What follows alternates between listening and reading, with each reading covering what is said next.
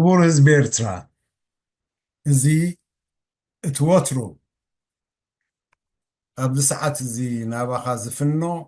ናይ ንገባእ ደቂ ሃገር ኤርትራውያን ተሳቲፎም ብዛዕባ ጉዳይ ሃገሮም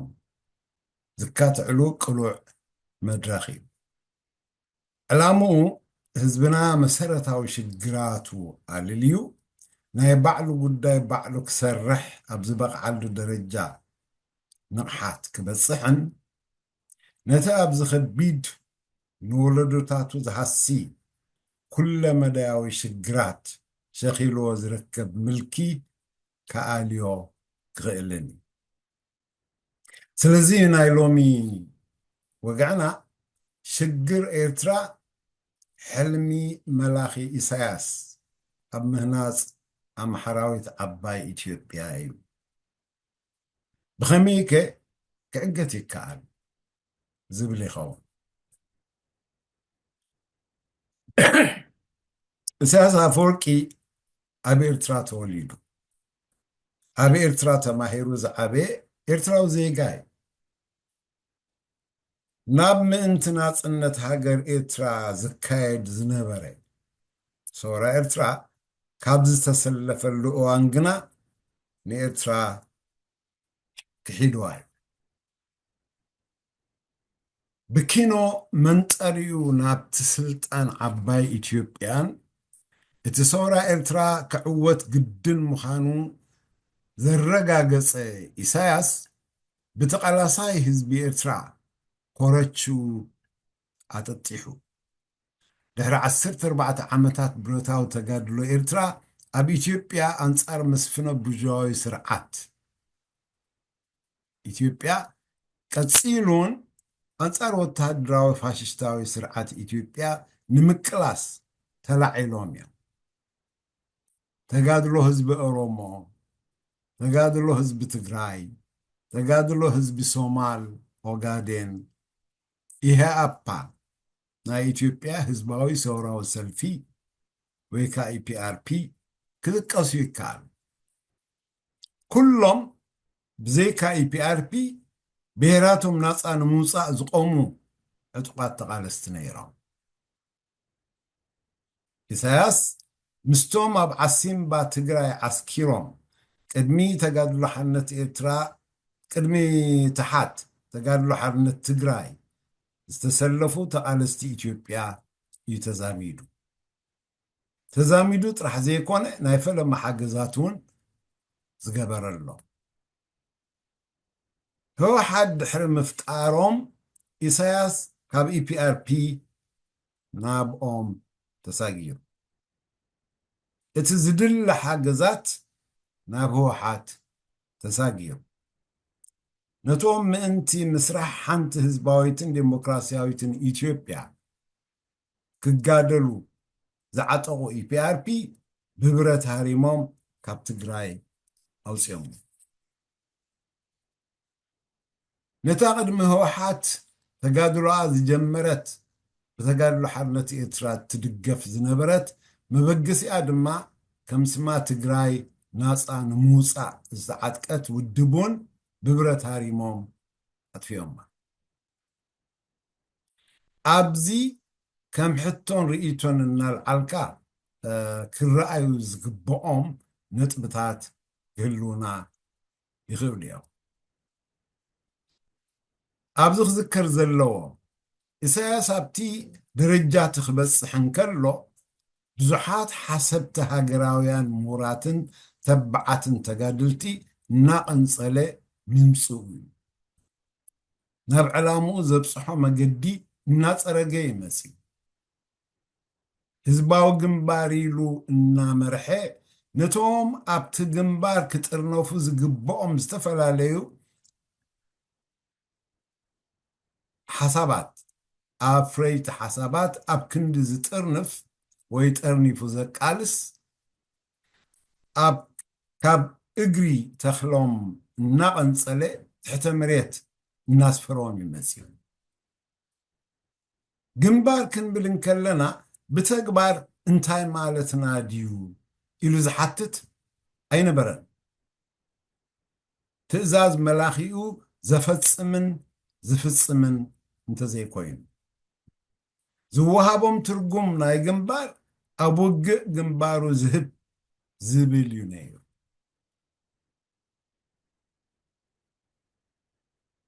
ኣብ ቀጻሊ ምዕብልና ወዳኣፎም ብዝብል ቅጽል ኩርዓት ብዝስምዖም ኣጫፈርቲ ስሙ ዝገነነ መላኺ ተፈጢሩ እዚ ንህዝብና ብዛዕባ ውልቀ መላኺ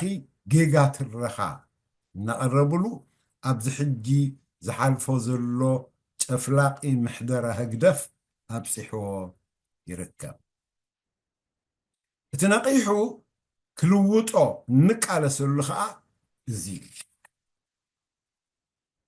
ኢሳያስ ሕልሙ ንሱ ዝመርሓ ዓባይ ኢትዮጵያ ጥራሕ እዩ ቀፂሉን ንኢትዮጵያ ሒዙ ጎብለል ቀርኒ ኣፍሪቃ ምዃን ብከመይ ሕልሙ ኣረጋጊጹልና ተመልስና ክንሪኦም ዝግብኡና ነጥብታት እዮም ሓደ ካብ ቃልሲ ጀሚሩ ንስርዓት ንጉስ ሃይለ ስላሴ ንምግልባጥ ኣሜሪካ ኣብ ዘውፅኣቶ መደብ ስለ ዝተሳተፈ ካልኣይ ካብ ቃልሲ ኣትሒዙ ናብ ኢትዮጵያ ክንሕወስ ኢሉ ነቶም ኣብቲ ኮር መሪሕነት ዝነበሩ ስለ ዝሳተፎም ሰለስተ ኣብ ግዜ ቃልሲ ኣብ ሜዳን ኣብ ወፃእን ብዝገበሮም ምስ ናይ ኢትዮጵያ ወኪላት ኣርባዕተ ኢትዮጵያ ኤርትራ ብሰንኪ ህወሓት እያ ተደሪኻ ናፃ ወፅያ እምበር ኢሳያስ ኤርትራ ናፃ ናይ ምውፃእ ድልየት ኣይነበሮን ኢሎም ብፅሑፍን በዓላቶምን ስለ ዝምስክሩ ድሕሪ ምስዓር ኢትዮጵያ ንኣባላት መሪሕነቱ ናብ ኢትዮጵያ ክንኣቱ ስለ ዝበሎም ኢሳያስ ኣብ ዝገበሮ ቃለ መሕተት ምስ ኢትዮጵያ ናብ ኮንፌደሬሽን ክንኣቱ ኢና ፖለቲካል ኢንቴግሬሽን ወይ ከዓ ፖለቲካዊ ምውህሃድ ከዓ ስዒቡ ይረጋገጽ ስለ ዝበለና ኣብ መቐለ እዚ ሰብ ሰርሖ ዶባት ቁም ነገር ኣብ ዘይብሉ ደረጃ በፂሕና ኣለና ስለ ዝበለና እዚ ካብ ግዜ ናጽነት ክሳብ 1978 ክኸይድ ዝጸንሐ ኮይኑ ሃንደበት ኣብ 1978 ኣጀንዳታት ተለዊጦም ስለ ዝኾነ 8 ኢሳያስ ኣብ ባድመ ተጋድልትና ቀንፂሎምልና ብዝብል ምስምስ ውግእ ኣንጻር ኢትዮጵያ ማለሊት እጠቅስ ማለሊት ውግእ ከፊታትልና ብዝብል ጻዕዳ ሓሶት ከፊቱ ሳዕቤናቱ ኣብዚ ምዝርዛር ብዘየድልዮ ህዝብና ዝኸፈለሉ ስለ ዝኾነ ኩሉ ኤርትራዊ ዝፈልጦ እዩ ዕላምኡ ግና ነታ ማለሊት ዝጠቅስ ነታ ማለሊት ንምስራሕ ሕልሚ ዓባይ ትግራይ እናበለ ዝኸሳ ህወሓት ስዒርካ ህይወደክ ንምብታን ነይሩ እዚ እውን ብስዕረት ኢሳያስ ተዛዚሙ መንጎኛ ሰራዊት ሕቡራት ሃገራት ዩኤን ኣብ ውሽጢ 25 ኪሎ ሜትር መሬት ኤርትራ ክሰፍሩ ኣገዲዱና 10 ዓመታት ድሕሪ ውግእ ባድመ ህወሓት ኣብ መንግስቲ ኢትዮጵያ ካብ መንግስቲ ኢትዮጵያ ጠቕሊሎም ኣብ ዝወፅሉ ኣብይ ኣብ ልዕሊ ህዝቢ ትግራይ ውግእ ኣውዩ ኢሳያስ ነዚ ኩነታት ክጥቀመሉ ኦሮማይ ወያኔ ብምጭራሕ ተላዒሉ ኣብይ ብወገኑ ነታ ኢሳያስ ኣብ ልዕሊ ህወሓት ዘላቶ ቂም ተበሊፁ ክጥቀመላ ወሲኑ ኢሳያስ ንዓ ነዚ ስልጣንና እትብፅብፅ ዘላ ወያኔ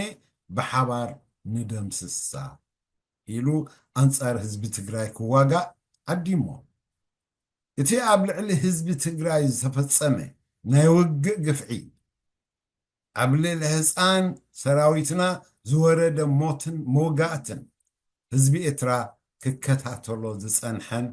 ዝፈልጦን ኢሳያስ ገመል ሰሪቑ ጉንበሐ ጉንብሖ እኳ እንተኸደ ንወላዲ እውን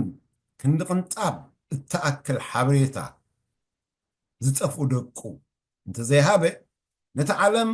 ናይ ዘበና ኣስካሕካሕ ውግእ ኢሉ ዝገለጾ ዓለም ብምልእታ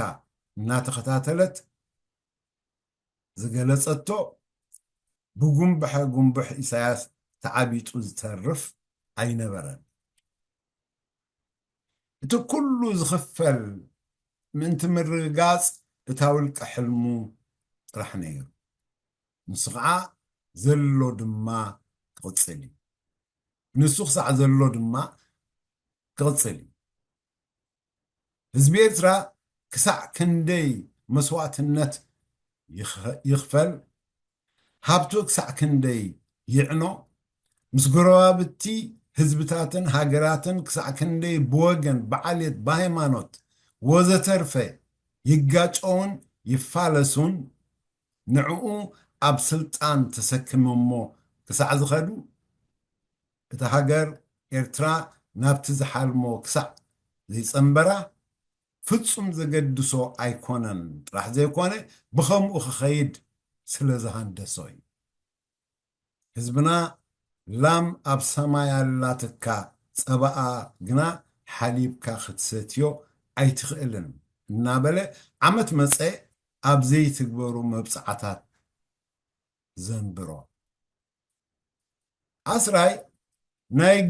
ናይ ግዜ መፅያ ምስ ኣብዪ ተፃሚዱ ኣብ ውግእ ዝኣተወሉ እዋን ድሕሪ ሕጂ ህዝቢ ኤርትራን ኢትዮጵያን ሓደ እዩ ክልተ ህዝብታት እዩ ዝብል ታሪክ ዘይፈልጥ እዩ ብምባል ነቲ ኣምሓራዊት ኢትዮጵያ ገለ ናይ ታሪክ ተፈላሰፍቲ ኢና ዝብሉ ምሁራት ተጋሩን ዝጠቕስዎን ዝጭርሕሉን ናይ ዘበነ እኒ ታሪክ ኣረጋጊጹሎም ከምኡ ክብል እንከሎ ናጽነት ሃገር ኤርትራ ዝበሃል የልቦን ይልና 11 ኢትዮጵያ እያ እትመርሕ ኢሉ ደቢሶ 12 እቲ ዝመረረ ክሕደት ኣይጠፍኣናን ተኻሒስና ኢና ብምባል ህዝቢ ኤርትራ ቃልሱ እናካየደ ብኢትዮጵያ ን30 ዓመታት ዝወረድዎ ኩሉ መዳያዊ ናይ ውግእ ገበናት ምኽሓዱ እዩ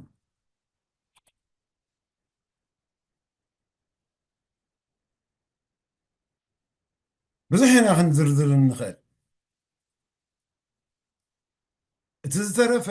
ነቶም ናይ ኢሳያስ ውሽጡን ውሻጡን ዝፈልጡ ኣባላት ላዕለዋይ መሪሕነት ኢፒአርፒ ክብል እንከለኹ ሕብእቲ ፓርቲ ናይ ኢሳያስ ኤሪትሪያን ፒፕልስ ሪቮሉሽነሪ ፓርቲ ኢፒአርፒን ናይ ሎሚ ህግደፍን ነበር ሎሚ ድማ ክሒድዎ ኣብ ዳያስፖራ ክሒዶሞ ኣብ ዳያስፖራ ዝነብሩ እቲ መኽባዕቲ ናይቲ ሓቅን ብሰንኩ ኣብ ምንታይ ወዲቕና ኣለናን ንህዝቢ ኤርትራ ብፍላይ ድማ ነዚ ብሞትን ብምብታንን ዝሳቀ ዘሎ ሓድሽ ወለዶ ይተርኹሉ ነቶም ዝወልድዎም ደቆም እቲ ሓቀኛን ዘኽርዕን ታሪክ ኣስኒቐሞም ይሕለፉ ኩሉ ሰዓት ዝፍደዮ እቲ ተራፍን ቀጻልን ስለ ዝኾነ ኮንፌደሬሽን ብመነመን ወይ ብኸመይ ይረጋገጽ ኢሳያስ ብሓቂ ናይ ኤርትራን ኢትዮጵያን ኮንፌደሬሽን ቀፂሉ ከዓ ናብ ቀርና ኣፍሪቃዊ ኮንፌደሬሽን ክዓቢ ድዩ ዝሓስብ ፍጹም ካብ ኪኖ ውልቃዊ ዘይሓስ ካብ ኪኖ ውልቃዊ ረብሑ ዕላምኡ ዘይሓስብ ኣብ ንሱን ውልቀ ሕልሙን ዝተጠናነገ ርእሱ ዝሓመመ ናርሲሲስቲክ ባእታ እዩ ኮንፌደሬሽን ብመነመን እንተልና ብናፃ ዝኾኑ ሃገራት ወይ ህዝብታት ንናይ ዝተሰማምዕሉ ሓባራዊ ረብሓ ዝእሰር ቃል ኪዳን ናይ ባዕላቶም ነፃ ምሕደራታት ኣለዎም እዚ ሓባራዊ ረብሓ ንኩሎም ብዝተኣሳስር እናማዕበለ ኣብ ዝኸደሉ ኣብ ምስራሕ ሓደ ዝተዋሃደ ፖለቲካዊ ሓድነት ወይ ምህናፅ ሃገር ይብፃሕ ኢሳያስ ውልቀ ናፅነት ዜጋታቱ ዘየኽብር ጥራሕ ዘይኮነ ዝጭፍልቕ ምስ ኢትዮጵያ ይኹን ምስ ካልኦት ናይ ከባቢና ህዝብታትን ሃገራትን ሰላም ኮይኑ ርክክባቶም ናብ ምምዕባል ከይበፅሕ ለይትን መዓልትን ተንኮል እናጠንጠነ ውግኣት ብምፅሕታር ዘፃልእን ዘቀራሕንን ሰብ ፀረ ኮንፌደሬሽን ይኹን ካልእ ምዕብልና ህዝብታትን ሃገራትን ዝኾነ ሰብ ኮንፌደሬሽን ዝምልከቶ ኣይኮነን እሞ ብኸመይ እዩ ዝሕከም ትዘለና ሕማም ሽግር ኢሉ ንዝቐረበ ሕቶ ሓፂር መልሲ ኮይኑ ዝመስለኒ ብቐዳምነት ህዝብና ነቕሕሉ ኣንጻሩ ክለዓል ምክንያቱ ህዝቢ እቲ ብልዕሊ እዩ ዘሎ ሽግር ካበይ ይመፅእ ኣሎ ስለምንታይ ኣብ ልዕሊኡ ተፃዒነሎ ከየለለየ ክለዓል ስለ ዘይክእል ቀፃሊ ህዝባዊ ክዕወት ናይ ተቓለስቲ ደቁ ኣወዳድባ ስለ ዝሓቶ ብፍላይ እዚ ናይ ዳያስፖራ ኣወዳድባታት ፖለቲካዊ ተቃውሞ ካብ ዘለዎ ዝተቆማጥዐ ፖለቲካዊ ህይወት ወፂኡ ብደረጃ ህዝብን ሃገርን ብምሕሳብ ሓደ ሓበራዊ ፖለቲካዊ መቃለሲ ግንባር ክሰርሕ ክበቅዕ በዛ ኣቢሉ ጥራሕ ንህዝቢ ኤርትራ ክሕግዞ ንሃገር ኤርትራ ከዓ ልኡላውነታ ሓልያን ሓይላን ክትቅፅል ኣብ ምስራሕ ተርኡ ክፃወት ዝኽእል ናይ መወዳእታ ስራሕ ኢሳያሳዊ ህግደፋዊ ምልኪ ኣብ ማእገር ህዝብና ዝፀዓኖ ኣርዑት ሓፂን ምድርባይ ሓርነቱ ክጭብጥ ክበቅዕ ብሕፅር ዝበለ ምስቲ ዘለና ግዜ ኣብ ብዙሕ ዲቴይልስ ከይኣተኹ እቲ ሓቅታት እዩ ዝብሎ ኩልና ዝበፃሕናዮ የቕሪበ ዘሎ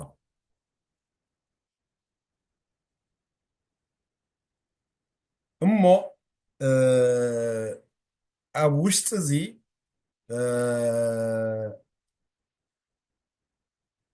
ክሰፍሕ ብዘለዎ መገዲ ነጥብብ ብምልዓል ርእቶታትና ክንህብ ምስ ክህሉ ዝኽእል ሓበሬታታት ብምዝማድ ነዚ ዝቐረበ ነጥብታት ኤንሃንስ ብክገብር ዝኽእል ብምስፋሕ ከምኡውን ሕቶታት ክለዓሉ ዝግብኦም ሕቶታት እናልዓልና ክንካትዓሉ ዝግባአና እዩ ስለዚ ፅኒኢልኩም ስለ ዝተኸታተልኩምኒ የቐኒየለይ ኩሉ ሰዕ እቲ መድረኽ ንገዛ ክፉት እዩ ኢድናሓፍ እናበልና ኣብዚ ርእቶናን ሕቶናን ከነቕርብ ዕድመኩም ሰይድ ሰላም መጀመርያ ነቲ ስፍሕ ዝበለ ኣስተምህሮ ዘቕረብካዮ ነመስግን ግን እዚኣ ብዙሕ ግዜ ተደጋግማ ኢኻ ሕልሚ ዓባይ ኢትዮጵያ ኣላቶ ሜይቢ ቀደም ነይርዎ ክኸውን ይኽእል እዩ እሱ ኸታ ድሓልማ ዘሎ ኢትዮጵያስ ከምኡ ኢላ ኣላ ዶ ኢልካ ትሓስብ ምክንያቱ ኣብ መጀመርያ እዚ ዝነገሰ ንጉስና ዝበረቐ ፀሓይና ስሙ ኣንበሳ ዘእምነገደ ይሁዳ ስዩመ እግዚኣብሔር ኪንግ ኦፍ ኪንግስ ነገስታት ደየለዉ ከሎስ ናይ ንጉስ ነገስቲ ኢሉ ዝዕንድር ዝነበረ ስርዓት ወይ ከዓ ሃገር እዩ ኣብ ዝሓለፈ 35 ወይ 34 ዓመት ድማ ካብ ናብ በቲ ናይ ደርጊ ሓሊፎም ድሕርቲ ሪቮሉሽን ማለት እዩ ኣለምልምለም ኢትዮጵያ ትቅደም ኢሎም ኣብ ሸበራን ኣብ ዕግርግር እንደእተውዋ ሕወሓት መፅያ ድማ ኣብ ክንዲ ፍልይ ዝበለ መልክዕ ሒዛ ትመፅእ ናይ ኤትኒክ ፌደራል ሒዛ መፅያ እዚ ሕጂ ንሪኦ ዘለና ክርቢት ኮይኑ ዘሎ ማለት እዩ ኣብ ከምዚ ከኣቱስ ኢሳያስ እንታይ ዓይነት መርሒ ክኸውን ኢልካ ትሓስብ ኣለካ ስቲል ድሪሚንግ ኣብ ናይ ሕልሚ ዓለም ኣሎ ዲኻ ትብል ዘለካ ወይስ that's the way he dreams and that's really he believes I'm not sure which Ethiopia he's talking about እዚኣ ዶ ቅርብ መብራህ ካለይ ዝመስለኒ ይቐኒለይ ኦኬ ፅቡቅ ሕቶ እዩ ካብ ገዛ ክምልስ ዝደሊ እንተሎ ንቅድም ዕድል ክህብ እንተዘይልዩ ግን ክምልሰልካ ብትኒ ሕቶ ገና ኢሳያስ ኣብ ሕልሚ ምምራሕ ኢትዮጵያ ኣብ ሕልሚ ንኤርትራ ምስ ኢትዮጵያ ምሕዋስ ኣሎ ኢልካ ዲኻ ተኣምን ምስቲ ዝጠቐሶ ክውንነት ናይ ዘለናዮ እዩ ዝሕቶ ናይ ሰይድ ከምኡ ኢሉ እውን እቲ ዝነበረ ንጉስ ነቒሱ ኣልዒሉ እሞ ንምንታን ግዜ ከይንወስድ እቲ ናይ እሞ ኣንበሳ ዘእምነገደ ይሁዳ ዝብል ኣብ ዝሓለፈ እውን ጠቒስናዮ ነርና ሃይለ ስላሴ ኣነ ነገድ ናይ ይሁዳ ኢሉ ይኣምን ነይሩ ወይስ ንእስራኤል ኣብቲ ዝኾነ ኩነታት ኣብ ጎኒ ኢትዮጵያ ጠጠው ዘበላ ሕጂ እውን እንተኾነ ሰፊሕ መደባት ዘለዎ እዩ እቲ ጉዳይ ወላኳ ምስ ሃፀያዊ ኣበጋግሳ እስራኤል ወይ ከዓ እቶም ፋዘርስ ኦፍ ዛዮን ዝበሃሉ ዕላምኡ እንታይ እዩ ካበይ ናበይ ህዝብና ኣበየሎ ከመይ ክንእክቦ ኢና ዝሰርሖ ኣርቲፊሻል ታሪክ ዝሕዝ እንተኾነ እቶም ናይ ሰሎሞኒክ ዳይናስቲ ምቕፃል ዝብሉ ከዓ ሓደ ሃይለ ስላሴ ኣክቹዋሊ ኣሜሪካን ኣብቲ ኣሜሪካ ዝመደበቶ ናይ ንጉስ ሃይለ ስላሴ ምልጋስ ተሳቲፉ ዘብለኒ ዘሎ ስለምንታይ ኣም ከልግስዎ ደልዮም ቅድሚ ሕጂ እውን ጠቒሰዮ ነይረ እቲ ሓድሽ ወለዶ ሌፍቲስት ኮይኑ ስለ ዝመፀ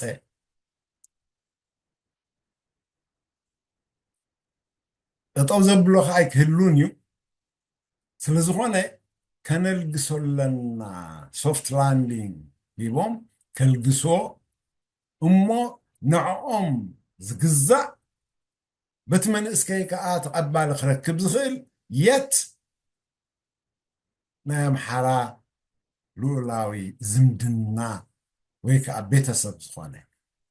ኢሎም እዮም መሪፆም ንሱ ከዓ ንዕኡ ከዓ እዮም ኣስራተ ካሳ ልኡል ኣስራተ ካሳ ምስለነ ሃይለ ስላሴ ኣብ ኤርትራ ዝነበረ ከምፅኦ ፈቲኖም ማለት እዩ ኣክቹዋሊ እቲ ኩሉ ኩነታት ብሰንኪ ምውሳድ ይፈሽል ولا إثرا بتي إثيوبيا أي من أمريكا بزلنا صراحة كلا استراتيجيكالي إن رأيته الرأي أنا إسرائيل كا استراتيجيكالي ني هيدا سلاسين ناتو قد على النتن نربحهم سلزخونة إثيوبيا بتقطع عن أفريقيا كون منتي يوم موساد أدحينهم بسنكو تخصيصهم زقربوا نيرون يعني قدمي كله ودي جورجو نبعلو تأثير بيت فدي قريب ግን ብዝተሰርሐ ምስጢራት ክትወፅእ ክንገብር ኢና ኢሎም ኣውፅኦሞ ማለት እዩ ቅድሚ ዝቕሉ ምዃኑ ስለ ዝኾነ ኣብዚ ኢንቮልቭድ ምዃኑ ኢሳያስ ብጭቡጥ ዝተረጋገፀ እዩ ሓደ እንታይ ዘእትሎ ኣብዚ እንድሕር ብዛዕባ ኤርትራ ሃገር ህዝብን ኤርትራ ናፃ ምውፃእ እንድሕር ኮይኑ ቃልሱ ኣብዚ ዘቆማጥዕ ምክንያት ኣይነበሮ ካሊእ በዓል ዳዊት ወልደ ጊዮርጊስ ህዝብና ዝጭፍጭፉ ዝነበሩ ኣብ ማይ ሓባር ዝዓስከረ ሻለቃ እዩ ነይሩ ኣብ ግዜ ሃይለ ስላሴ ኣብ ግዜ ደርግ ምስ መፀ ከዓ ኣንደር ናን ጋቨርንመንታል ኦርጋናይዜሽን ተባሂሉ ኣብ ኤርትራ ዘሎ ተመዲቡ ስርሑ ከዓ ምስ ኢሳያስ ኣፈወርቂ እናተራኸበ ስምምዕ ክገብር ምስ ደርጊ እዩ ነይሩ በዓል ንሱ እዮም ህወሓት ንናፅነት ኤርትራ እንተዘይፈልጡላ ናፃ ክትወፅእ እንተዘይደፍኡ ሕልሚ ኣይነበሮም ናይ ኢትዮጵያ ናይ ኤርትራ ነፃ ምውፃእ ኢሎም ዝዛረቡ ዘለዎን ዝፀሓፉ ካልኦት እውን ስለዚ እዚ ጭቡጥ መርትዖታት ሕጂ እቲ ካሊእ እውን ኣቕሪብና ኣለና ኣብ መጨረሽውን ህዝቢ ኤርትራን ህዝቢ ኢትዮጵያን ሓደ እዩ ኢትዮጵያ ኢኻ ትመርሕ ኢሉኒ ኣብይ ኢኻ ትመርሓና ክብል እንከሎ ኢትዮጵያ እያ ትመርሓና እዩ ዝብል ዘሎ ምክንያቱ ኣብይ ኢሎም ኣሎ ፅባሕ የለን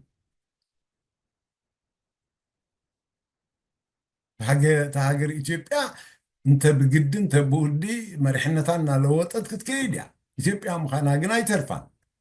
ስለዝኾነ ኢትዮጵያ ትመርሕ ክብለና እንከሎ ኣካል ኢትዮጵያ ሓደ ህዝቢ እዩ ንነብሱ ኣብ ኣመራርሓ ኢትዮጵያ ብምቕማጥ እዩ That's why I call him narcissist egocentric ስለዝኾነ እዚ ኣብ ምንታይ ይዕገት ክሳብ ሕጂ ተዓገተን ህዝብና ብሰንኪ እናተጨፍጨፈ እናደኸየ ደቁ እናሞቱ እናበረሱ እቲ ሃገር መሬት ጥራሕ ኮይና ክትተርፍ ይሰርሓሉ ኣብ ውሽጢ ኤርትራ ጥራሕ ምእንቲ ህዝቢ ኤርትራ ምእንቲ ሃገር ኤርትራ እንተዝሰርሕ ኤርትራ ኣበየናይ ደረጃ ምዕብል እናበፂሓ መሃለወት ስለዝኾነ ዕቑባይ ኢዱ ሓፍ ኣቢሉ ስለ ዘሎ እዚ ተኸቕርበልካ ዝኽእል እዩ ክሳብ ሕጂ ናብ ዕቑባይ እንከይድ ዕቑባዝጊ اوكي سمعنا له حجي و سعيد حتى حتى زينا اساس طموحتي الله الكارث من حجي التي المحجون على العلكة يعني خاجن الله الكارث حسيت كومية تردد قرب نبتا مايكروفون زحلني الكفلة الزارب حجها تبوق لا لا حجد عندي نبتا مايك مثلني انا باذن قال له عندي شارج قبراس اوكي توصاي من الساعات قدام زغن التليفون فيه تي شارج مقدري انت عشمو تي دورلن حدث التليفون اوكي هنا حنعدلها بالنشطه دحن دير لك اوكي سمع له حج و سمع له وصبغ حجي بتاع صبغ هو ፀገማ ፈሊጠ ኣለኹ ስለዚ ተሕቶ ከምኣን ድሕሪ ኮይና ኣብዚ ለንቂነ ዝሃቦ መደምደምታ መግለፂ እዩ ኩሉ ግዜ ንሱ ቪክቲም ኮይኑ እዩ ዝቐርብ ስለዚ ኣብ መደምደምታ እንታይ ኢሉ ጠቂሱ እንታ ኦሮሞማ ትብል ዘረባ ናይ ኩሽ ናይ ገለ ዝብል ዘረባ ኣምፅኡ ማለት እዩ ንመጀመርያ ግዜ ኣብ ታሪክ ናይ ኢትዮጵያ እዩ ከዓ ብኦሮሞ በዘለዎም ሽም ኣብ ስልጣን ሒዞም ዘለዉ ማለት እዩ አይ ቲንክ ድሕሪ ሕጂ ብዴሞክራሲ ይኹን ብዝኾነ ይኹን መገዲ ኦሮሞ ኣብ ይኽየር ይከኣል ይኸውን ግን ኦሮሞ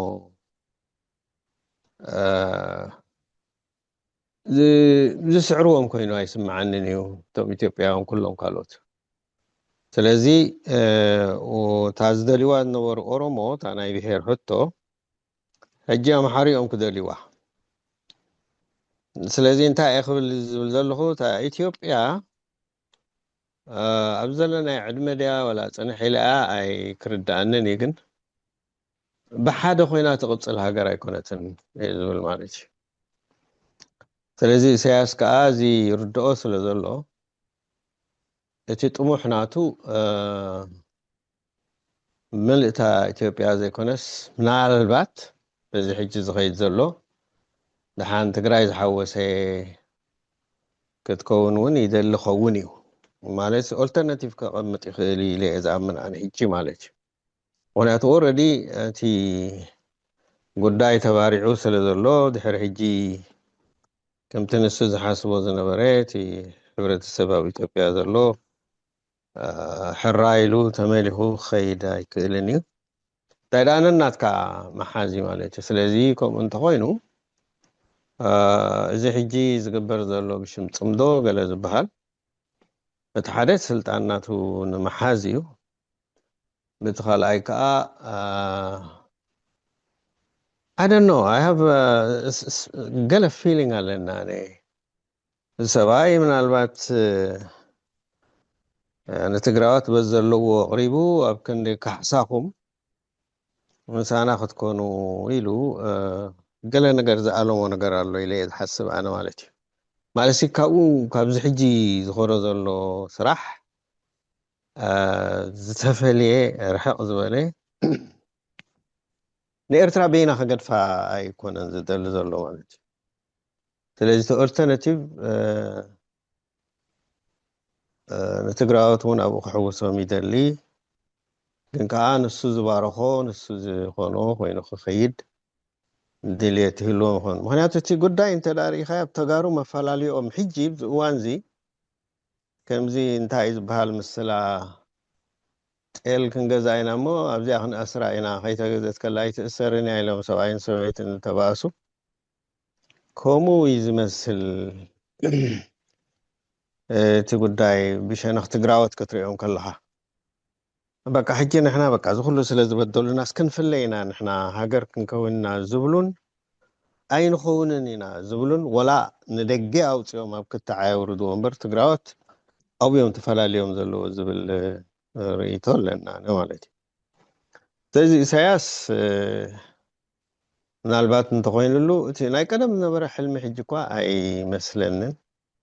ተቐይሩ ይኽእሉ ወላ ተማምሓሩ እውን ብሓደ ክኸዱ ዝኽእሉ ኩነታት የለን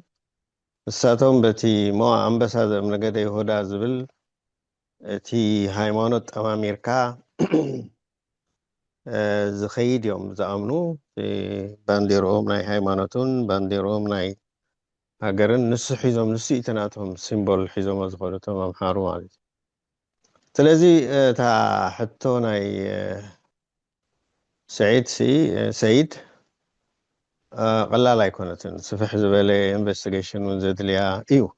እቲ ክትብሎ ፀናሕካ ናይ በዓል ወድ ጆርጆ ግን ኣነ ሓቂ ሓይሽ ወድ ጆርጆ ኣዕሊለ ብናቱ መግለፂ ንገዛእ ርእሱ ወሲኹ ኣባል ሲኣይኤ ከም ዝነበረ ግን ከዓ مستي هاي لسلاسة خاب سلطان تورده كي نال قورش كوهابي تبهيلو مسؤخ سرح زخيل مالتي جن تذكروا تقونكم زناي قلاميتوس متكال تبهيلو بزتفلالي عدتات قلاميتوس تقول النور مطرين شواز وهابا من نور نتوما الصرح النور أبو زنقاساقسو نيروم ፒስኮሩን ብዙሓት ናቱ ኣባላትን ነይሮም ናይቲ ተኣሽሙ ስለዚ 56 ክፍሊ ከለና 40 ክላብ ዝብሎ ነይሩ ነዚ هو ሕጂ እዚ እንታይ እዩ ዝፈጥር ዘሎ ሰለስተ ነይሮም እዩ ዝብል ወድ ጆርጆ እቲ ሓደ ኣልጋውራሽ ክድልድል ክቕፅል እቲ ቤተ መንግስቲ ክኸይድ ኣነ ምስኡ እየ ዝኸይድ ነይረ እዩ ዝብል ንሱ ባዕሉ ኣነ ናቱ ደጋፊ እየ ነይረ ማድናተይ ናይ ሲኣይኤ ዝምድናስ ንሱ እዩ ነይሩ እዩ ዝብል እቲ ካልኣይ ኣስራተ ካሳ ክሌም ይገብር ስለ ዝነበረ ንዓይቲ ንግስነት ይብፅሓኒ ይብል ስለ ዝነበረ ምናልባት እውን ምስኡ ዝተሓባበሩ ናይ ሲኣይኤ ክፍሊ ከዓ ነይሮም እዩ ዝብል ንሱ ሳልሳይ መን ይፈልጥ ኤርትራ እውን እንተኸደት ካብ ኢድና ከይትወፅእ ኢሉ ግን እዚኦም ሰለስተ ሓይልታት ኣይፋለጡንም ነይሮም ኢሉ ኣበይ ትፍዳሕ እታ ጉዳይ ዝብላ ንሱ ቃኞም ምስ ኣተው ኢንተርቪው ምስ ገበሩ ባብኡ ካሓትዎም ምስ ሓደሩ መወዳእታ ደቅሱ ኢሎሞም ከይዱ ናብ ቤተሰቡ ከይዱ ትድለ ኣለኻ ስራተ ካሳ ደልዩኻ ኣለዉ ኢሎሞም ድሓርታ ኤሚሌ እንተኸትኩስ ቅጥቀጥ እንዳበሉ ከዛ በቃ ነርቨስ ኮይኑ ሰብኣይ ቀጥቀጥ እንዳበለ ኣብ ኢዱ ወራቐት ሒዙ ብሕርቃን ጥራሕ ካብ ኢዱ ሻሕ እንተበለ ብምሉእ እቲ ኣኼባ ዝገበርናዮስ ብስእል ወፂኡ ፀኒሑ ድሓር ከም ዝሓተትኩም መስኪ እንተበልኩም ነቶም ሲኣይኤ እንተረኣዩስ ዋ ተቐዲሕወ ተቐዲሑ ተወሲዱ ኣሎ ካባና ገለ ኢሎምኒ ይብል ማለት እዩ ስለዚ እቲ ኩሉ እቲ ኢሳያስ ኣብኡ ኢትው ነይሩ ምክንያቱ ወዲ ጆርጆ ክንብሎ ከለና ከዓ ስቑኢሉ ይኮነን ወዲ ጆርጆ ኣብኡ ተመዲቡ ሰለስተ ሰባት ኣባላት ሽማግለ በዓል ኢሳያስን እቶም ግሩፖም ከኣትው እዮም ተባሂሉ እቶም ኣስላም ሃርሞም ስለ ዘለዉ ከኣትው እዮም እስላም ይበድልዎም ኣለዉ እሳቶም ከዓ ከኣትው ይቀራረቡ ኣለዉ ስለ ዝተባህለ ንኸኣትው ኢሎም እዮም ዘዛተይዎም ሰለስተ ሽማግለታት ሳልሳይ እኳ ይዝክሮኒ እቲ ሓደ ግን ንሱ ካልኣይ ከዓ ኮረኔር ድዩ ሻለቃ ዝነበረ ገረዝጊሄር ዝበሃል ሳልሳይ ሓስኮን እዚኦም ኣብ መወዳእታ ንሱ ዲኦ ናይ ደቀ ኣምሓረ ስለ ዝነበረ እሞ ብቐረባ ንዓላ ገለ ንክኸይድ ከዓ ክረኽቦም ስለ ዝኽእል መኪና ከዓ ስለ ዘለዎ ኦፍኮርስ ብኡ ምክንያት እዩ ንሱ ምስኣቶም ዝራኸብ ነበረ ተቐንዲ ነጥቢ ግን ንዓታቶም ንምእታዊ ማለት እዩ ስለዚ ንሱ ካብቲ ትካላት ናይ ፀጥታ ናይ ካብዘን ሰለስተ ሓደ እየን ፕሮባብሊ ምስ ኣስረተ ካሳ ዝተሰማምዐ ነይርዎ ክኸውን ይኽእል እዩ ማለት እዩ ካልእ ቨሪ ኢንተረስቲንግ ዘለዓልካያ ንዓይ ገና ሕቶ ኣብ ሓንጎለይ ኮለል ትብል ሓንቲ ነገር ዘኪረ ኣይደኖ በዓል ባሻይ ፖሊቴክኒክ ነይሩ ዝብል ሰሚዐሞ ምናልባት ኣብቲ ግዜኹም እታ ነፋሪት ሃይጃክ ክትከውን ከላ ናይ በዓል ዮሃንስን ሙሴን ኣማኒኤል ዮሃንስ ዝበሃል ኣማኒኤል ዮሃንስ ዝበሃል ኣማኒኤል ዮሃንስ ማርታ ኖ ኖ ኖ ኖ ማርታ ፀናሓዳ ማርታ ካሊኣ ኣማኒኤል ዮሃንስ ሓውዘ ምህረት ኣብኡ ነይሩ እዩ ምስኦም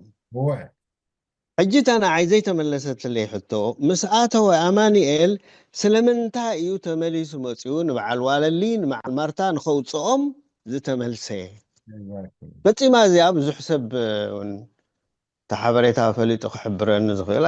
ኣይኮንኩን ግን ኩሉ ግዜ ሕቶ ትፈጥረለይ እዚኣ ማለት እዩ ስለዚ ምስቲ ናይ ኢፒኣርፒ ዝበልካዮ ዝምድና ዝነበሮ ናይ ኢሳያስ ምናልባት ከምኡ ንክገብር ኢሉ ዝለኣኾም ክተኣኻኸቡ ኢሉ ዝገበሮ ክኸውን ይኽእል እዩ ኢለ ዝጥርጥረለኒ ማለት እዩ እዚ ማንኤል ዝበሃል ሓው ዘምህረት ኣዝከረኒ ከምዚ ሕጂ ኮይና ኣዝከረን ምስ መቱ አንዴ መሐመድ ይሆናል አንዴ من هنا ليلهم يمشي موت يوملو شمو غيروا يمسي مالتي سلازي أتي ناي تام سيد زبلا حتى جن حيال حتى يا إساياس كم إيرترا هنا جنو نزح جزلو إيرترا وبزعبو طبقوا نحمق الزارف جن فتسوم تعمون خيد سلام رخيبون خيد دليت يبلون انتاي غيري خيد نفلت أنا قريبنا مالسي مالت عند برهان سي سويلو سبا يكون أنا مصحف صحيفه له أبزي تركوا سغلاي لنا مالت كلامي تسك سغلاي كنا جنكا زي كون وين جزار ساتبالي عافح كتب لكم زلوها قبرايو وإذا حج خونتات مسعيد الله بشمتي تقراي زبهال تزربات سمعون تخونكم تي حواتينا مدينة ناتناينا تقراواتينا زبلون زربا إن شاء الله السوتاتون زلو ميشم بزح نقرات نعي مسعني زبسالة قد يكونن زي أخبر يمو thank you very much أهلني Thank you عبازجي حج انتاي تي زاربنا زلوسي انتاي نمقبا تمالي خم إلونا لو من بلون بر يتراز بحال اللان إثيوبيا زلا إلونا هذا هزبيو انت هاجيريا قابلنا اتخلى عاد زلو حتو سلامنتاي نزخل عمتات أميدا هزبنان من سينان النار قفي هاجرونا تحوز تتقاليش انتاي قبل نير نسو علام انتاي نير أبزوان زي تسفى أوريس وسلازلوس كالي مجدي نادلون تيلنا هذا قداي تزي كوينو جن بزهنا زي تبتسات كنا قرب ندخل داويت مرحبا درو ثانك يو كما كانكم احوات لحان كلهم بحبرة انا سنيشت يا ابدا انبوت قبل دلياتا اساسي نعبا اثيوبيا حلمو تبل سايد بال رونجاي بلا سلمتان سكا نعبا اثيوبيا حلمي دلو اساس يكون نعبا اثيوبيا حلمي دلوهم እቶም ሓድሽ መግዛእታዊ ሓይሊ እዮም ንሳቶም ድማኒ ንድሕነትን ንሴፍቲ ናይ ይሁዳ ወይ ናይ በዓል እስራኤል ብእስላም ተኸቢበን ስለ ዘለዋ ንዓተን እንታይ ይበሃል ምግባር እዩ ስለዚ እቲ ጉዳይ ንሕና ጠንቂቀንሊ እንታይ ይበሃልና ኣግዞና ካበይ ይብገስ ክንፈልጦ ክንክእል ኣለና ንሱ ድማ እንታይ እዩ ገዛ ርእሱ ኣብ መጀመርያ ድሕሪ ናይ ካልኣይ ዓለም ምስ ተወድአ ኔቶ ዝወሰኖ ኩለን ሃገራት ኣብ ትሕቲ መግዛእቲ ዝነበራ ነፃ ክወስዳ እዩ ነፃ ክወፃ እዩ እቶም ክልኦም ግን ኣብቲ ዳሕራይ ኣብ ዩኤን ግን እቲ ጉዳይ ተቐይሩ ማለት እዩ ተغيرሉ ጉዳይ ድማ እንታይ እዩ ኤርትራሲ ነፃነታ ክትወስድ ግባኣ ሓንቲ ካብተን ሰለስተ እንታይ በሃላት ዝነበረት እያ ኮይኑ ግን ኤርትራ ተደላይነት ናቶም ስለ ዝነበረ ንሳቶም ድማ ተደላይነት ናቶም ኣብ ኤርትራ ነፃነት ዘይምእማን ስለ ዝኣምኑ እንታይ ዳ ሓንቲ ዓባይ ኢትዮጵያ ክትከውን ዘለዋ ስለዝኾነ እዚ ሕልሚ እዚ ናይ ሃይለ ስላሴ ነበረ ናይ ኢሳያስ ነበረ ኢሳያስ ኣብዚ ከምንታይ ተፃዊቱ እንተዳ ክንብል ከና ነቲ ሕልሚ ናይ ዓባይ ኢትዮጵያ ብታይ በሃል ዩናይትድ ኔሽን ዝተወሰነ ውሳኔ ኣብነት ንዓና ክእትውና ከለዉ ሲ እንታይ ማለት እዮም ናመሰካ ኣብ ዝስእልካ ፌደሬሽን ዘይዕላዊ ዘይጋባዊ ክልተ ሓደ ዓይነት እንታይ በሃል ዘለዎን ፌደሬሽን ዳኣቷ እምበር ስኢልካ እቲ ሓደ ገና ኣብታይ በሃል ከሎ ስኢልካ ናይ ይፅናሓለይ ንፅባሕ ንጎ ክጎብጦ ኢልካ ናይ ይፅናሓለይ ፌደሬሽን ተገይሩ ማለት እዩ ዋላቲ ህዝብና እኳ ፅቡቕ እንታይ በሃል ኣጥቋማትን ገለመለን ተውፅአ እሱ ግን መጠበሪ ናይ ይፅናሓለይ ሕጂ ኣነ እንታይ ንምባል የመሰካት ሓድሽ እቲ እንታይ በሃል ሲ ናይ ኢሳያስ ሕልሚ ኣይነበረን ሕልሚ ናይ እንታይ ይበሃል ናይ ሓድሽ መግዛእታዊ ሓይሊ እዩ ንሱ ስለ ዝኾነ ኣስፊሕና ወይ ዓሚቕና ጠሊቕና ታሪክና እናረኣና ብኡታት ተመከትና ዝሓሸ ኢሳያስ መሳርሒ ዕሱብ እዩ መሳርሒ ዕሱብ እዩ ኣብዚ ሰዓት እዚ ኢሳያስ ድማኒ እቲ ክገብሮ ዝግብኦ ከምቲ በዓል እንግሊዝ ኣብ ክልተ ከፊሎም ንኤርትራ ከጥፍዋ ዝደለዩ ብድሕሪኡ እውን ኣብ እንታይ ይበሃል ነፃነት ኣብ ክንዲ ምሃብ ነፃነት ነፂካ ኣብ ፌደሬሽን ናይ ፅንሓለይ ምእታውን እንደገና ከማን ግዜኡ ከኣኸለ ከማን ኣምፃ ኣቢልካ ምሕዋስ ናብ ኢትዮጵያ ብዘይ ድሌት ህዝቢ እዚ ከዓ እንታይ ይበሃል ዘለዓለ ስለዚ ካብዚ ንድሕር ክንወፅእ ኮይና እቲ ጉዳይ ቀንዲ ጠንቂ መግዛእትና ክንፈልጦ ኣይንኽእል ኢና ቀንዲ መግዛእትና እሱ እዩ ኢሳያስ እቲ ስርሑ ኣካይዱ እቲ ስርሑ ኩሉ እቲ ስርሑ እቲ እሳቶም ዝደልዮ ኤርትራ ንምፅናታ ህዝባ ኣብ እንታይ ይበሃል ንምግባር ስርሑ ዳርጋ ኣብቂዑ ሕጂ ቁሩብ ከይፈንኦ ፈንሕ ዝብል ዘሎ ሕጂ እዝኑ ኣውዲቑ ኢሳያስ ተደላይነት የብሉን ሕጂ እቲ ጉዳይ ውግእ ክኸውን ድዩ ኣይክኸውንን ድዩ ክግበር ድዩ ኣይግበር ናይ ኢሳያስ ውሳኔ ናይ ኣብይ ውሳኔ ናይ ትግራይ ውሳኔ ኣይኮነን ሕጂ ኣብ ኢድ እቲ ሓድሽ መግዛእታዊ ሓይሊ ዝካየድ ዘሎ እዩ ኣብ ቀርኒ ኣፍሪካ ከመይ ገይሩ በቲ ካሊእ ኣገባብ ዝሓሰቦ ናይ ኢጋድ ሕጂ እቲ ናይ ኢጋድ ኣገባብ ገይሩ ኣብ ሓደ ከመይ ገይሩ ንሱ ዝቆፃፀሮ ሓይሊ ኣብ ቀርኒ ኣፍሪካ ንምፍጣር ጥራሕ እዩ ኣብዚ እንታይ ይበሃል ተገበርና ዝሓሸይቲ ኢሳያስ ገረብ ብሓኽላ መሳርሒና እዩ ናታትኹም ንዚ ክኣምን ኣይክእልን ዝብል ተዳሃልዩ እዛ ርሱ እቲ ጉዕዞታት ናይ ኢሳያስ ኣፀቢቑ ዘይረኣየ ክኸውን ይኽእል ኢሳያስ ክጅምር ኣትሒዙ ኣብ ፅንተት ዝተበገሰ እዩ ኣብ ፅንተት ተበገሰ እዩ ፅንተት ከዓ ክሳብ ሕጂ ከዓ የፅንት ኣሎ ሕጂ እውን ተተሪፉ ዘሎ ሓይልና ንዑ ከመይ ገይሩ ገለገለ ተናኺሑ ኣውግእ ከምዝኣቱ ክገብሮ እንተዘይኮይኑ ካሊእ ዓቕሚ የለዎ ኣይኮነን ኢሳያስ ኣብ ሰዓት ይወዲኡ ኣብቂዑ ዋላ ሕጂ እውን ኣብ መሪሕነት ክመፅእ እንተዳ ኮይኑ ኣበ ዳ እዮም ዘምፅኡ ኣሜሪካውያን እምበሪ ወይ ከዓ እዞም ሓድሽ መግዛእታዊ ሓይሊ ንኣበ ዳ እዮም ዘምፅኡ እምበሪ ንኢሳያስ ኣይኮኑን ከምፅኡ እዚ ኣፀቢቑ ይፈልጥ ስለዚ ኣብ ሰዓት እዚ ንሕና ዝወደቕና ውድቀታት ኩሉ ግዜ ክንሪኦ ኣለና ታሪክና ተሓሕዞ መን ቀንዲ ጠንቂ ናይዚ ውድቀትና እዚ ክንፈልጥ ክንክእል ኣለና ንሕና እውን ዓብ ግደ ተፃዊትና ብናሓፍነታትን ብገለን ዓብ ግደ ተፃዊትና ንኢሳያስ ኣብ ከምዚ እንታሩ ባዕልና ኣሕዋትና እናቐተልና ባዕልና ገዛ ርሱሲ ኣብ ሓደ እንታይ ይበሃል ኮይናሲ ሓደ ሃገራዊ ዝኾነ ውድብ ምስ ወያነ ተፀጊዕካ ክትቅጥቅጦሲ ገዛ ርሱ ሕልና ይብልና ዋላ ካብ ተራ ተጋዳላይና ህዝባዊ ግንባር ጀሚርካ እዚታት ኩሉ ግዜ ክረአ ክኽእል ኣሎ ካብዚ ተበጊስና እንተዛ ዘይኮይኑ ካልእ ክመፅእ ኣይክእልን ስለዚ ኣብዚኣ ንምብራህ ሰይቲ ዓባይ ኢትዮጵያ ንምፍጣርሲ ሕልምና ኢሳያስ ኣይኮነን ኢሳያስ መሳርሒ ቁፃር ወይ ከዓ ዕሱብ ስለዚ ኢሳያስ ዋላ እቲ ናይ ኢሳያስ ገለመለ ዝበሃል ገለመለ ኢሳያስ ድሕሪ ዝሻደነ ድሕሪ ናይ 73 ዓመተ ምህረት እታ ሰንካም ዝኾነት ተላባዒት መንሽሮ ንሳ ንኩላህና ኣባላሽሃና ንኩላህና ኣብ ወገንን ኣብ ድሑር እንታይ ይበሃል ካብ ፖለቲካ ወፂና ኣብ ካሊእ እንታይ ይበሃል ኣብ ወገንነትን ኣብ ሻርነትን ኣብ ውድብነትን ዘእተወና ንሳዕ ናይ 73 ተቋፃፂርዋ እዩ ስለዚ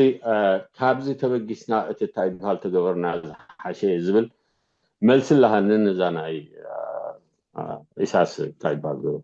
حلم اساسي عبا ايتوبيا وديا حتى كايتنا حتى تتني انا ودي وما حتى كخات الملس كايله كتصيو زدلخو سنتايو مسارحنا إدازور معرابة إدازور مجزأة الناتيو إساياس بتبلن كلخا بخليه وقال إساس من إثيوبيا من إترانا بإثيوبيا أيسرحني كتب نكلف عن تمعراوي إذا زور مجزأة النتكا زدليو أبقرنا أفريقيا بحرية إتران كتقوز آتسر كاب قدمات حيزون استعالسن عننا مجزأة النزأة ونان حجون إثيوبيا كتقوز آتسرو زسرح كاب كونه كيتبتاتن إثيوبيا خازقالس كاب كونه إساس كا إثيوبيا من تخيتبتاتن إنا نقالس كاب بلنا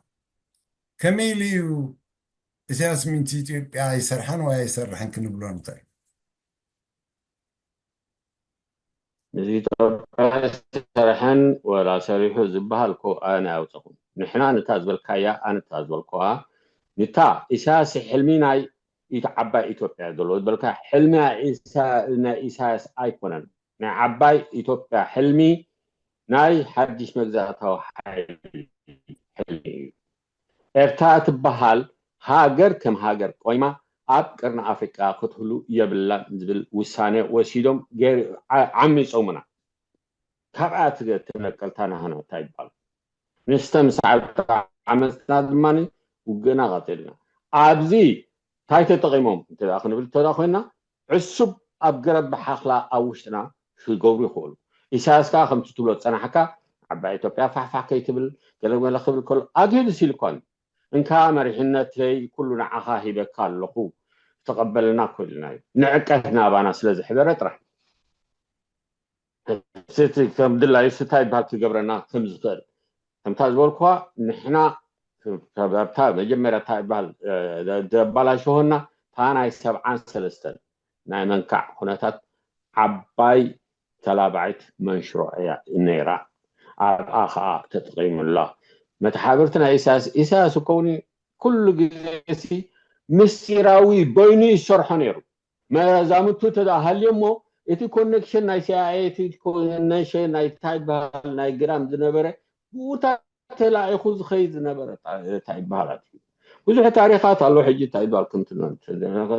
وعلى دان كونل سيلكا كون مالا لسنة إفرا وعلى دور رعزة تعيشون دور بزح سرحات التخايدل فإذا نحنا أسفحنا خنريو ألنا كاب تاريخنا تمركزنا تايبال كنتيدا لنا نمالت دامبري إساس نسيتوبيا سرحان سيتوبيا تايبال سيتوبيا سرحس إنكا مرحنتي حلافنتي كله نعقا هيبك الله لله كبرنا كل انت هاجر أب إيد حزو شزي تا هاجر دما بحالي ده هذا السب أبدا تميتن أبدا ما أسرتن قال ملن سدتن كوين هذا لا تادليتنا تاتون كا الساعة تي إرتراز بحال هاجرنتهم في إرتراز بحال هلونت كم هاجر كتأف سلدلي وطرح حجون ناتو أبقيعو أب إيدو ميدولت مقصة إذا كل زقبر زلو تعتعت ناتاتهم وسانة حجي ويجي خون دي أكون أنا أبي كنريال لنا أبسي تنقل أبيلسي أنت أبهال كوسدا يكون بحر كوسدا يكون بحري بحقاو جواب كتقوم اللي تقولي قلنا هجي كمتا إلى أن عنا أتوكلو ناب إرترا تايبال كذا أنا نيشتمرت في عسب قديمة أبدن كالي بعد قراتين هجي ما أبي قوم هو الكلو نعسب إنه بحر الدليل راح يكون هيدا نتي حلمناي تايبال حيلتا نعاتهم نملا يا نعاتهم نملا እንደገና ነታ ይባል ነታ ኤርትራ ከም ዘላ ንክገብሩ እዚ የተሕልሚ ኣብዚ ናህና ብድሆ ይድልማ ካብዚ ታሪክ ተመርኪስና ክንቃለስክና ኣለና ኣስፊሕና ክንሪኦ ኣለና ሃገራዊ ናይቲ ዝቃለስ ዘሎ ዝቃለስ ኣለኹ ዝብል ካሊእ እንድዩ ግን ኣብዚ ዓዘቕቲ እዚ ዘእተወና ምክንያትን ዝምድና ወይ ከዓ መራሕና ዝዓዘቕቲ እዚ ካብ ኢሳያስ ኣፈወርቂ ከም ምዃኑን እንታይ ዕላማ ንምዕዋት እዩ ዝብል ሕቶ ኣብ ምላስ ኢና ንዘራረብ ዘለና ማለት እዩ ቴንክ ዩ ኦኬ ካሊእ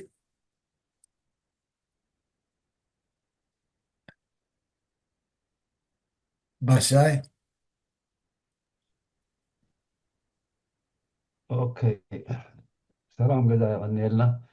انا بزحك زارة يخونكم مخنياتو ሕጂ ከማን ምሰማዕኩም ሰዓት ቀደ ስለ ዝፀበለኒ ይቑሩብ ከተንፍስ ኢለሎ ፀልዩካ ኣሎ ተፀሊእኒ እዩ ዘሎ ስለዚ ቀሲልካ ንሓና ተዛረብ እንታይ ጉንፋዕ ድያ ቀስ ኢለ ክዛረብ ወከምኡ መሳሊ ሕቕታ ኣለዎ ገለ ኣለዎ ረስኒ ኣለዎ ኣይ ቲንክ ዘራርባኹም ንኤርትራ ከምዘይደሊ እቲ ሓድነት ኣለዎ ናይ ኩላኻትኩም እቲ ሓድነቱ ከዓ እቲ ንኤርትራ ዘይምድላዩ እዩ ንኤርትራ እንድሕሪ ዘይደሊ ኮይኑ እቲ ስርዓቲ ንካሊእ እዩ ዝደሊ ማለት እዩ እዚ ሕጂ ናይ ሓባር ረዋሒ ኣብዚ ክትዛረብዎ ዝፀናሕኩም እዩ ንኢትዮጵያ ድዩ ዝደሊ ወላ ንኡጋንዳ ድዩ ዝደሊ ወላ ንትግራይ ድዩ ዝደሊ ብዘየገድስ ንኤርትራ ከምዘይደልስ ተሰማሚዕኩም ኣለኹም ከምዚ ኣነ ዝገምገምክዎ ማለት እዩ ኣብዚ ክንሪኦ ዘለና ኣነ ክትንክፈን ዘለኹ ነገር እንታይ እዩ ሓደ ሰይድ ዝሓተታ ሕቶ ንፅርቲ እያ እሳ ከዓኒ ኢሉካ ብዘርኡ ከምዚኣ ነገር ተደጋጊኹም ኢኻ እሞ እዛ ነገር እዚኣ እስክትከውን ትኽእል እያ ምስ ዝተሃላልዋ ናይ ኢትዮጵያ ንሪኦ ዘለና ንኢትዮጵያ ኢልደሊ ትብል ፎርሙላ ናቱ ሕልምሲ ትከውን ድያ ትብል ሕቶ ንፅርቲ ሕቶ ሓቲቱ ንፁር መልሲ ክወሃቦ ከዓ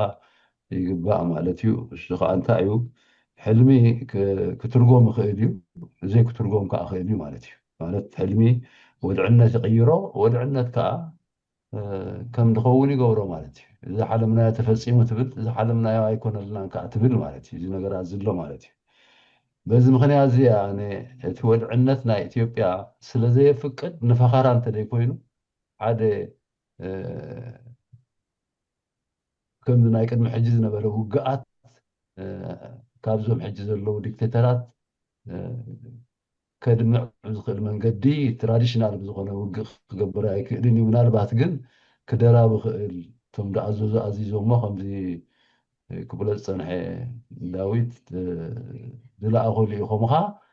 ድሃቡ ሂቦምካ ክትድርቢ ትኽእል ኢኻ ማለት እዩ ወላ ትቅድም ብኣጋር ኮነ ብገለ ብታንክ ኮነ ብዝኾነ ይኹን ነገር በቲ ዝነበረና መሳርያት ንዋግኡ እውን መብዛሕትኡ ክትሪኦ ከለካ ብድሕሪት ድጓሲዩና ኣካላት ዝህቡና ኣካላት ንዛመዶም ኣካላት ነይሮም እዮም ማለት እዩ ብመሰረቱ እቲ ናይ ኤርትራ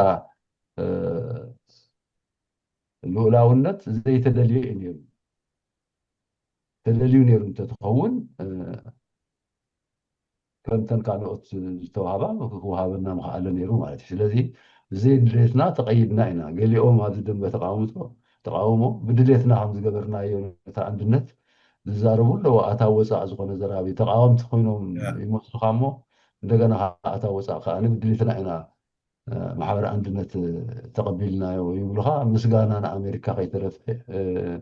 ንበዓል ፎክስ ገለታት ይህቡ ማለት እዩ እዚ ንባዕሉ ሓደ ካብቲ ዝቀትለና ዘሎ ንሕና ማለሲ ዝፅምዶ ዝበሃል ነገር ክንሪኦ ከለና ንሕና እውን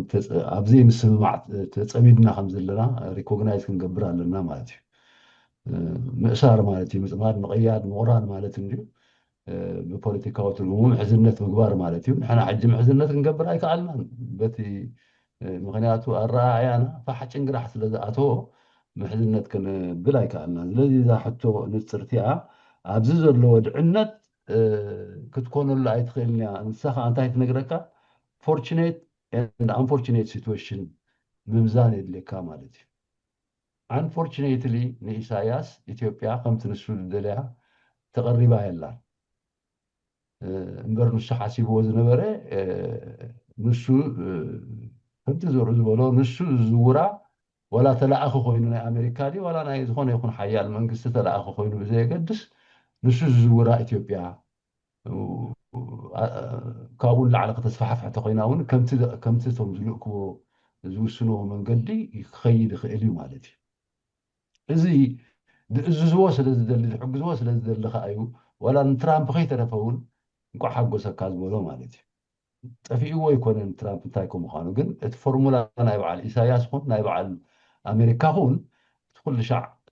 ዘይሰርሕ ንህውከት ጥራይ ቁሩብ ዝኾነ ፎርሙላ ኩሉ ሻዕ ሕብረተሰብ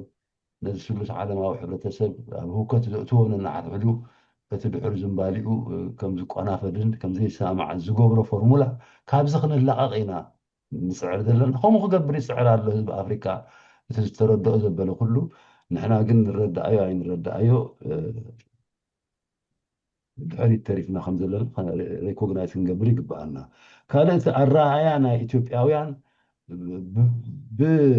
ብጥቕሉል ይኹን ብተናፀል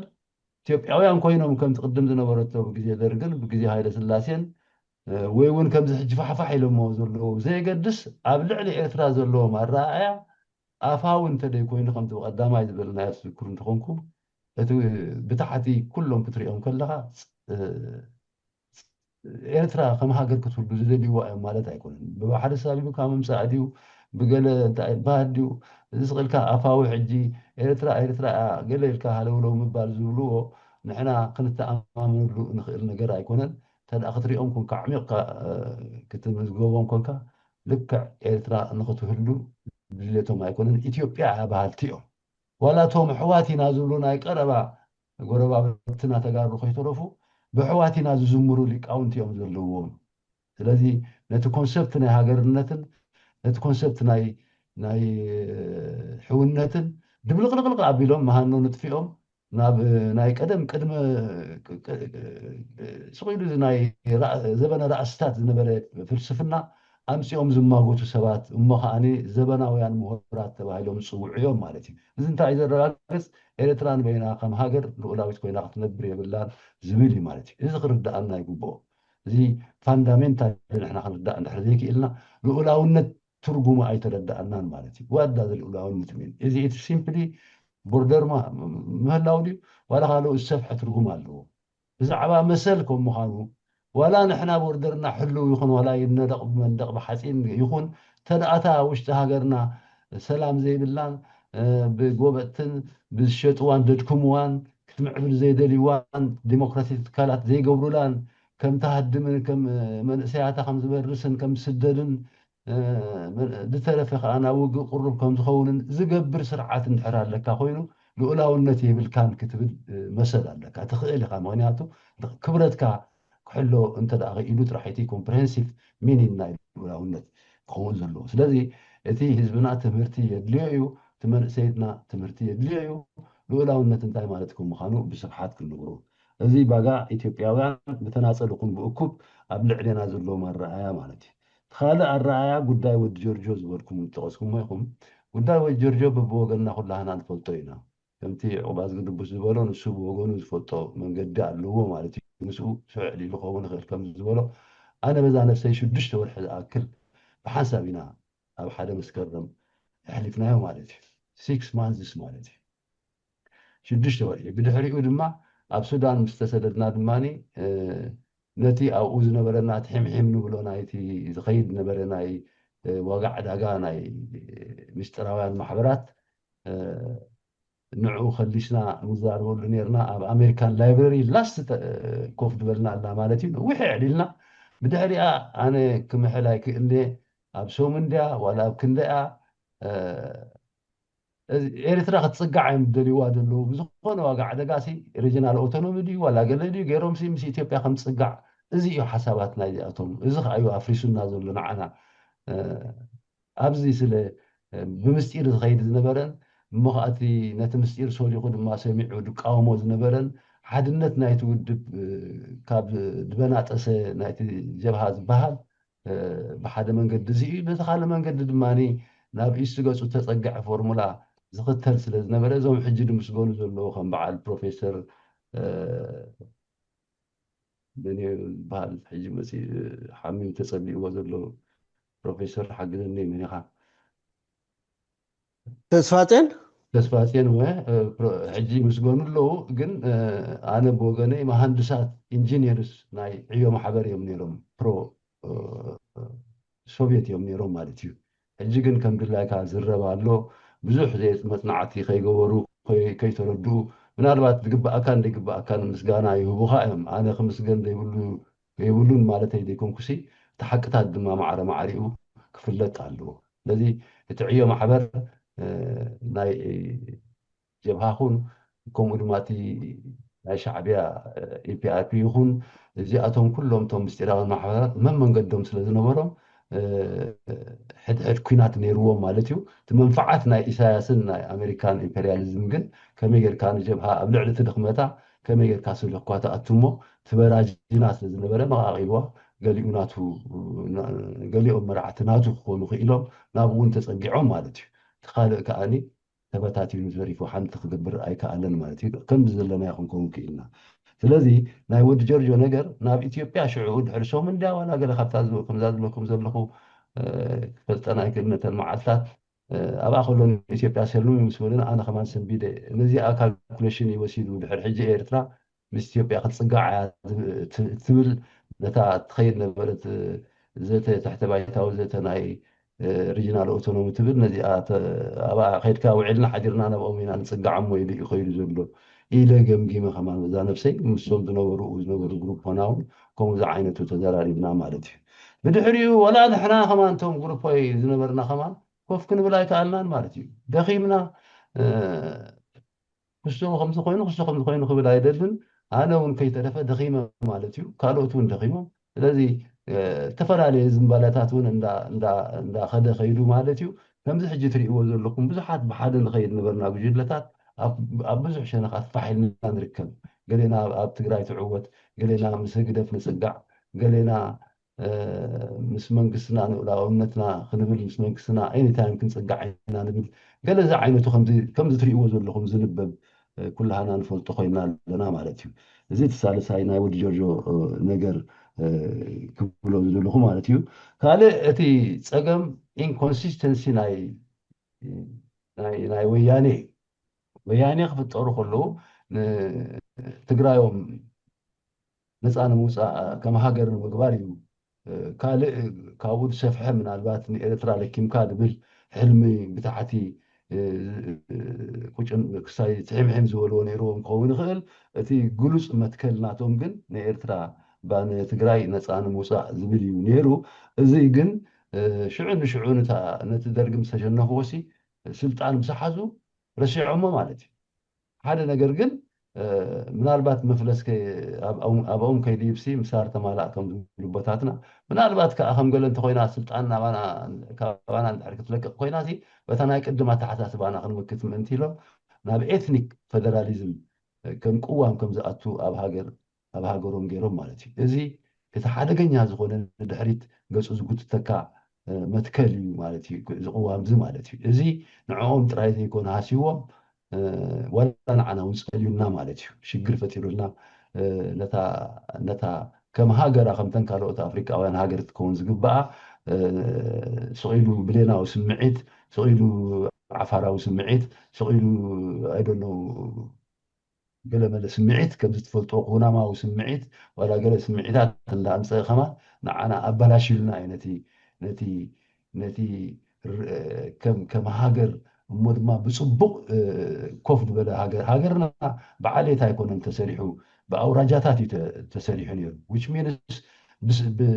ብኣድሚኒስትሬቲቭ ቦዲስ እዩ ተሰሪሑ እምበሪ ብዓሌት ኣይኮነ እንተን ሓማሴን ሰራየ ኮሎ ግዛይ ንዒ ዝበሃል ገለ ክትብል ከለካ ብሙሉእ እሲ ኩሉ ተዓሌታት ዝቕመጠሉ እዩ ምናልባት ሓደ ማጆሪቲ ሓደ ማይኖሪቲ ክኸውን ንኽእል እምበር ኩሉ ኩዕሶና ስፖርትና ኩሉ ብሽክሌታ ይኹን ዋላ ገለ ይኹን ብኣውራጃታት ዋላ እንተተፀውዐ እቶም እንታይ ዝበሃላት ንደርፊ ብኣውራጃዊ ዘረባ ንምዝራብ ንምፍካር እንተደይ ኮይኑ ዓሌታዊ ፀገም ኣይነበሮን ምክንያቱ እቲ ናትና መውስወታትን እስስራትን ተወሳሰበ እዩ ነይሩ ማለት እዩ ልክዕ ከምዚ ዩናይትድ ስቴትስ ኦፍ ኣሜሪካ ከምዚ ናይ ፕሮቪንስስ ናይ በዓል ካናዳ ከምዚ ናይ ፌደራል ጋቨርንመንት ናይ በዓል ዓዲ እንግሊዝ ዋላ ናይ በዓል ጀርመን ረኣይዎ ከመይ ድዩ ንሱ ዘሎ ሳቶም እኮ ብስፖርት ደረጃ ክትሪኦም ከለካ ባየር ሙንሽን ፍራንክፈርት ኣርገማይነ ገለ መለታት ቦሩስያ ዶርትሙንድ ገለ መለ እንዳበሉ እኮ ስፖርትታት ዝገብርዎ ማለት እዩ ሕጂ ሪጅናል እዩ ኮይኑ እምበር ኣይዋሰውን ኣይራኸቡን ዓሌታዊ ኣይኮነን እቲ ኣመቃቅልኦም ናትና ፅቡቅ ምቹእ ዝነበረ ባይታ ሕጂ ናብ ዘይ ምቹእ ክቅይሮ ክኢሉ እቲ ናይ ወያኔ መትሓዝን መእሰርን ዘይብሉ ጉዕዞኦምን ኢንኮንሲስተንት ዝኾነ 27 ዓመት ንኢትዮጵያ ክትገዛእ ፀኒሕካስ ዳሕራይ ንስኻ ካብ ስልጣን ምስ ወረድካስ ክንዲ ነቲ ዘሎ ኩነታት ዝመሓሽ እንተልይዎ ናብ ምምሕያሹን ናብ ኢትዮጵያ ጥንኩርነትን ክንዲ ትኸይድ ተመሊስካ ትግራዋይ ክትከውን እሞ ብኡ ከዓ ዘይትውድኦ ምስ ኤርትራ ክትፅጋዕ እዚ ዝብል ምግባርካ እዚ ሓደ ካብቲ ኤትኒክ ፌደራሊዝም ሃሳይ ከም ምዃኑን ናይ ድሑራት ጭርሖ ከም ምዃኑን ሕጂ እውን ዘይዋፅ ከም ምዃኑን ኣብ መወዳእታ ንዕኦም ብዝያዳ ክቐትሎም ክኢሉ ከም ዘሎ ክንፈልጥ ክኢልና ኣለና ማለት እዩ ኣየናይ ሕጂ እንታይ ኢኻ ክትብላ ትግራይ ሕጂ ታደሰ ወረደ ዲኻ ክትብላ ዋላ ጌታቸው ረዳ ዲኻ ክትብላ ዋላ ኣክሱማይት ዲኻ ክትብላ ዋላ ኣቦይ ስብሓት ዲኻ ክትብላ ዋላ እዞም በዓል ዶክተር ደብረፅዮን ዲኻ ክትብላ መትሓዚ ዘይብላ እያ ኮይና ደላ ማለት እዩ ልክዕ ከምዚ መድያታት ውሕውሕ ድብሎ ዘሎ ንሳቶም ከዓ ነናሓድሕዶም ሕጂ ካብ ካልእ ንላዕሊ ውሕውሕ ባህሉ ውዕሉን ክሓድሩን ኣለዉ ማለት እዩ ስለዚ እታ ሕቶ ናይ ሰይድ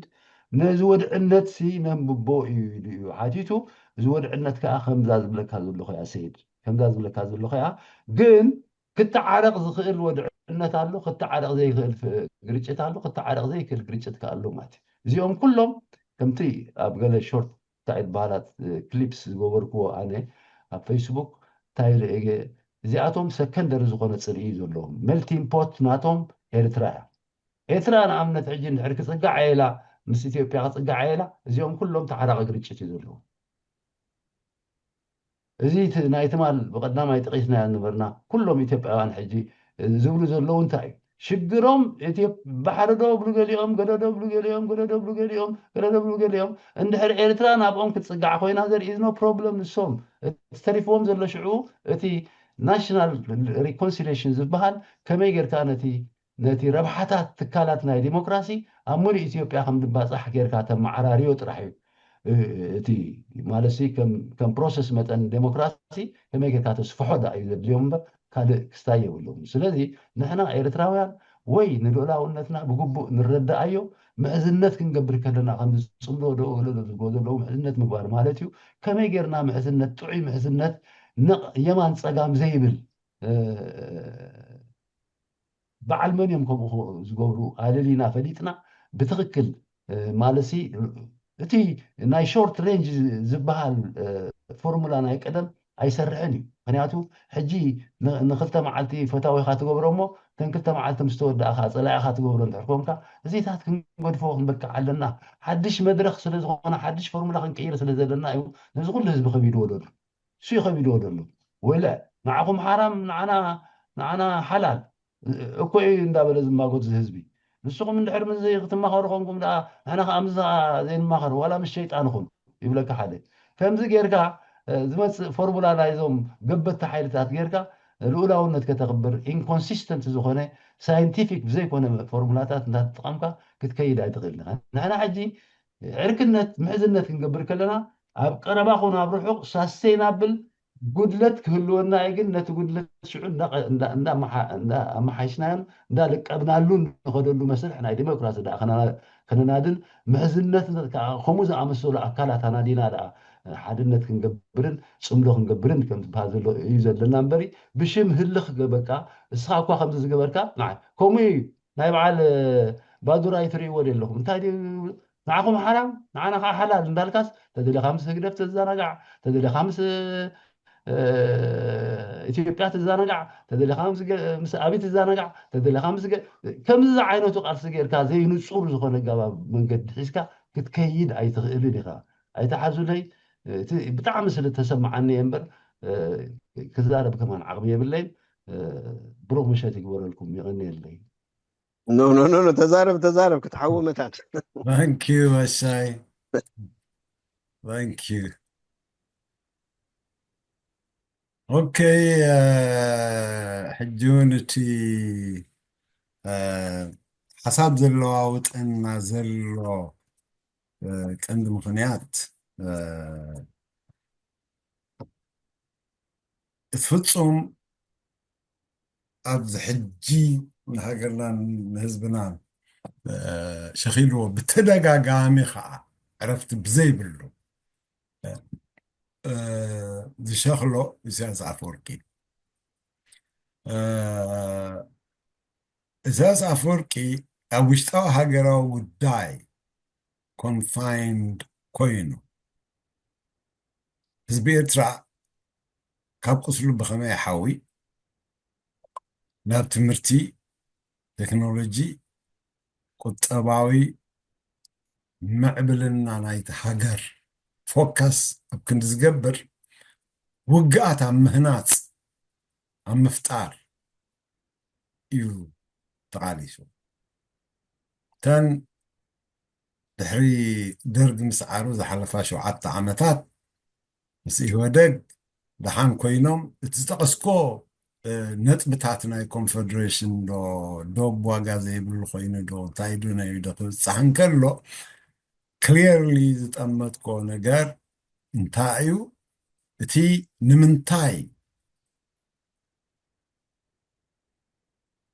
واحد كتطفئ دلي سلمتاي تي نايباد موقع كعب رقص إساس زعوجه وقع سلمنتاي أسرع عمد دحرت وقعتي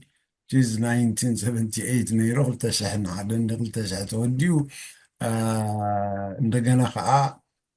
ድሕሪ 10 ዓመት ማለት እዩ 98 ብልፅግናን ህወሓትን ኣብ ዘፋትሕሉ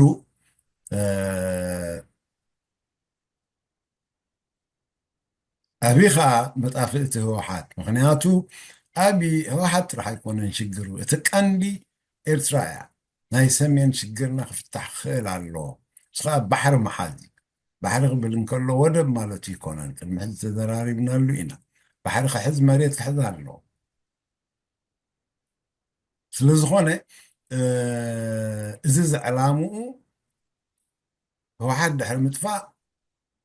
ህዝቢ ትግራይ ድሕሪ ምድኻም ኣንጻር ኤርትራ ምልዓል ኣብዚ ተሰማሚዑ ኣትዩ እዩ ትሕቶ እንደገና ህወሓት ንምጥፋእ ኦሮማይ ወያኔ ኢሉ ተስዩ ማለት እዩ ኩሉ ግዜ ክተፍኡ ኣለዎም እዩ ስለምንታይ ናብ ኢትዮጵያ ክሕልፎ ስለዘይከኣሉ በቲ ንሱ ዝብሎ ኮንፈደሬሽን ዶ እንታይ ዶ እንተኮይኑ ኢትዮጵያ ንባዕላ ሓራ ክትወፅእ ክትክእል ኣለዋ ናይ ሕብረተሰባታ ኮንፈደሬሽን ክትሰርሕ ክትክእል ኣለዋ ሰኢሉ ዝፍትሕ ኣይኮነን ሕጂ ሓንቲ ኢትዮጵያ ኢሉ ብብልፅግና ዝፈትሖ ጉዳይ ኣይኮነን እቲ ሽግራት ናይዛ ክልል እዚኣ ተላዒሉ ናይታ ክልል እቲኣ ተላዒሉ ካልኦት ክልላት እውን በብወገኑ እናተላዕላ ናይቲ ህዝብታት ብምሉእ ቃልሲ ዝኸውን ዘሎ ስለዚ ንኢትዮጵያ ንባዕላ ኣብ ውሽጣ ነዚ ሰላማዊ ፖለቲካዊ ፍታሕ ብምግባር ኢንዲፐንደንት ስቴትስ ክትፈጥር ክትክእል ኣለዋ እንደገና ከም ኢትዮጵያ ኣብ ኮንፈደሬሽን ክኣትዋ እንድሕር ኮይነን ብኮንፈደሬሽን ኣቢለን ከዓ ናብ ሓደ ሃገራዊ ፖለቲካል ኢንቴግሬሽን ክኣትዋ እንድሕር ኮይነን እዚ ኮይኑ ሽግር ከፃሊ እዩ ኢሳያስ ነቲ ዝዝምሮ መታለል ህዝብና ከምኡውን ካልኦት ኣይኮነን እቲ ዝኸይድ ንቅድም ኣብ ውሽጣዊ ጉዳያት ክፈትሕ ክኽእል ኣለኹ ኣብቲ መእተዊ ዝበልኮ ማለት እዩ ህዝቢ ክሳትፍ ክኽእል ኣለዎ ዝተፈላለየ ረኣያታት ናይ ህዝቡ ክሓቁፍ ክኽእል ኣለዎ nation building process ክካይድ ክኽእል ኣሎ ኣብዚ ደረጃ እዚ ምስ በፅሐ እዩ ምስ ካልኦት ከምኡ ዝኣመሰላ እሱ ጥራሕ ኣይኮነን ሱዳን ኣሕዋትናን ተቓናን ኣሎ መቓልስና እውን እንተኾነ ኣብ ኩሉ ቃልስታትና ብኣና ዝረብረቡ እዚ ኩሉ ተደማሚሩ ክርአ ዝግብኦ እዩ ኢሳያስ ግን በዚ ፕሮሰስ እዚ ሓሊብ እትሓልፍ ምዕብልቲ ሃገር ክርኢ ኣይደልን ተደቂሳን ከላ እዩ ከዓ ኣብቲ ዝደሊ ምእንተ ስልጣን እዚ እቲ ከምኡ ዘበለኒ ማለት እዩ ስለዚ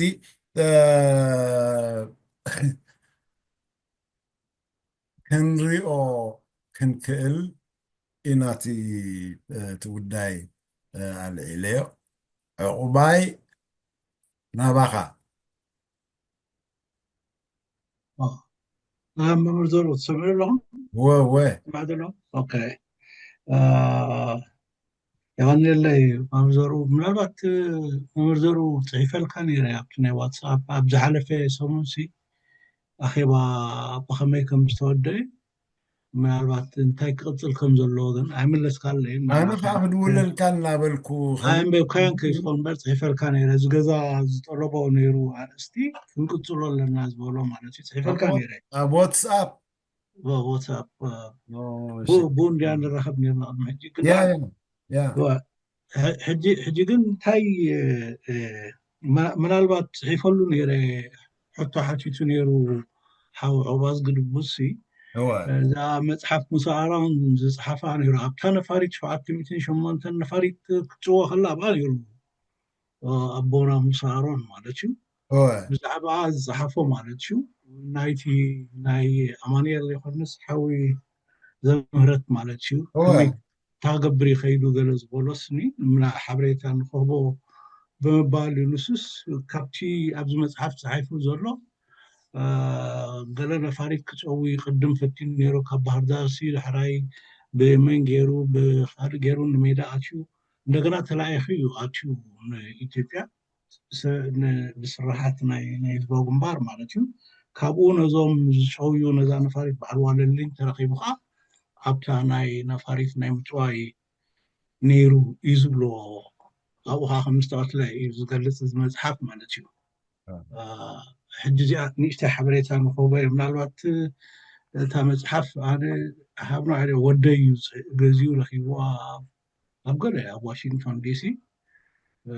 ኣንቢበያ ፅብቕቲ መፅሓፍ ናይ ዓይኒ ምስክር ስለ ዝኾነ ኣብዚ ትዛረቦ ዘለኹም ግን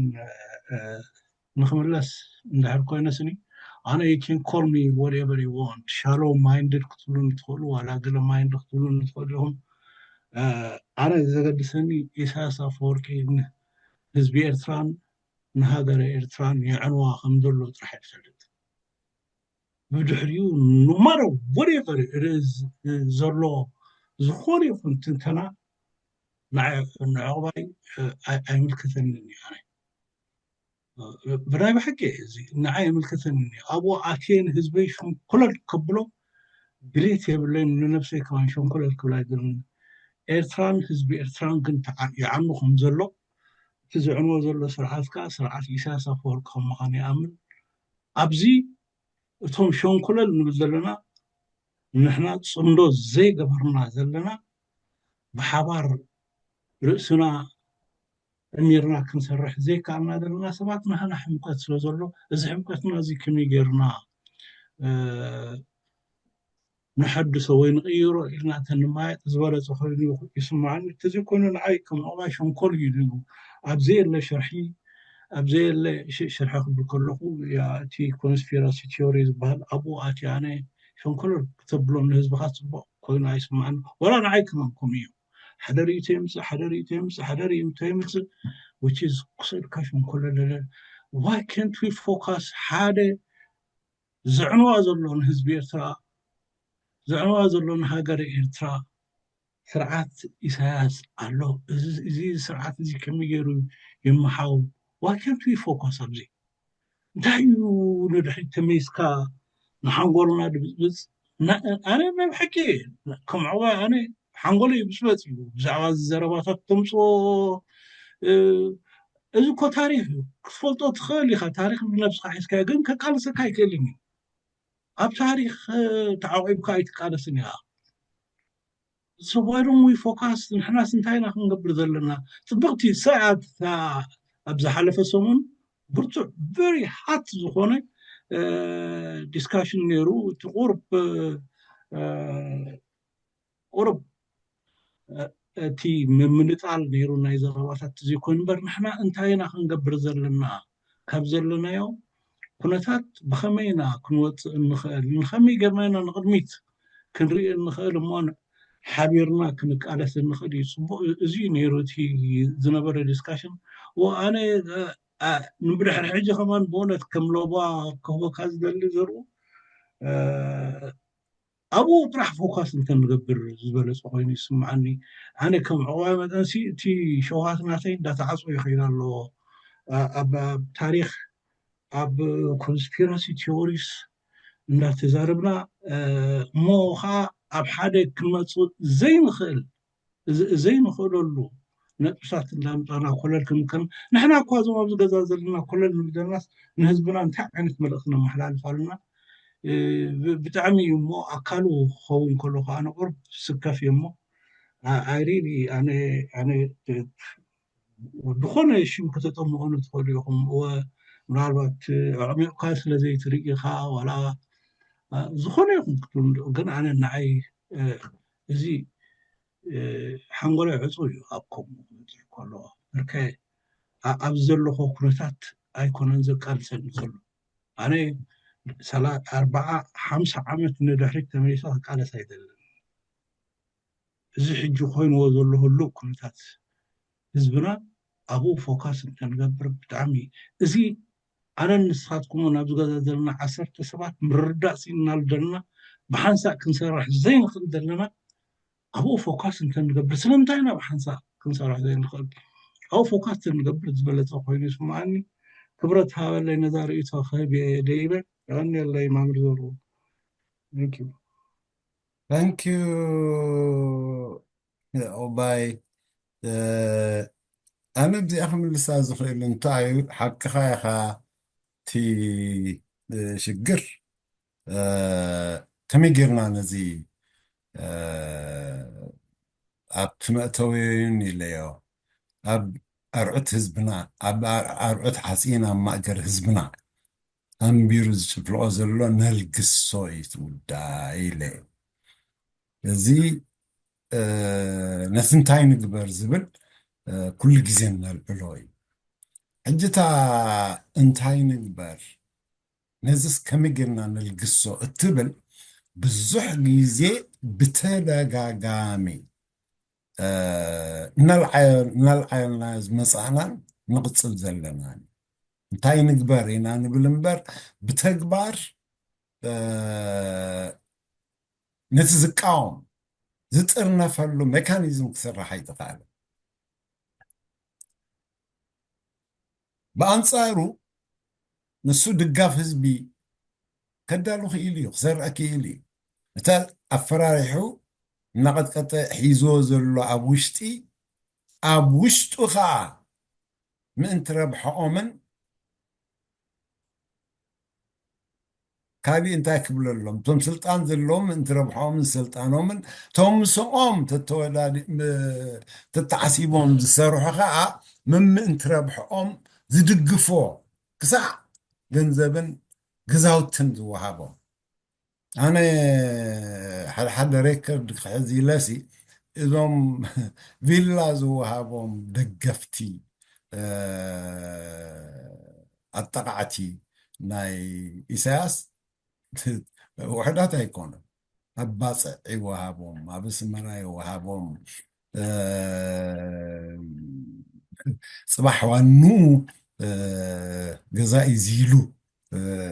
ክለይም ዝገብረሉ ዕድልን እዋንን ክሳዕ ዝመፅእ ማለት እዩ ስለዚ በዚ ዝተሸጡ ረብሐኦም እዩ ፅባሕ እዚ መንግስቲ እዚ ኣብ ዘይህልወሉ ግዜ ድኣ ጥራሕ ኢድና ክንተርፍ ኮይንና እናበሉ ዝዕንድርሉን ዝስሕቅሉን ክሳዕ ዘሎ ከዓ ዝዋግእሉን እዮም ዘለዉ እሞ እቲ ስለምንታይ ኢሳያስ ንህዝብና ዝድህፆ ዘሎ መበገሲኡ ምክንያት እንታይ እዩ ክሳብ መዓስ ከ ከምኡ ገይሩ ክሕዞ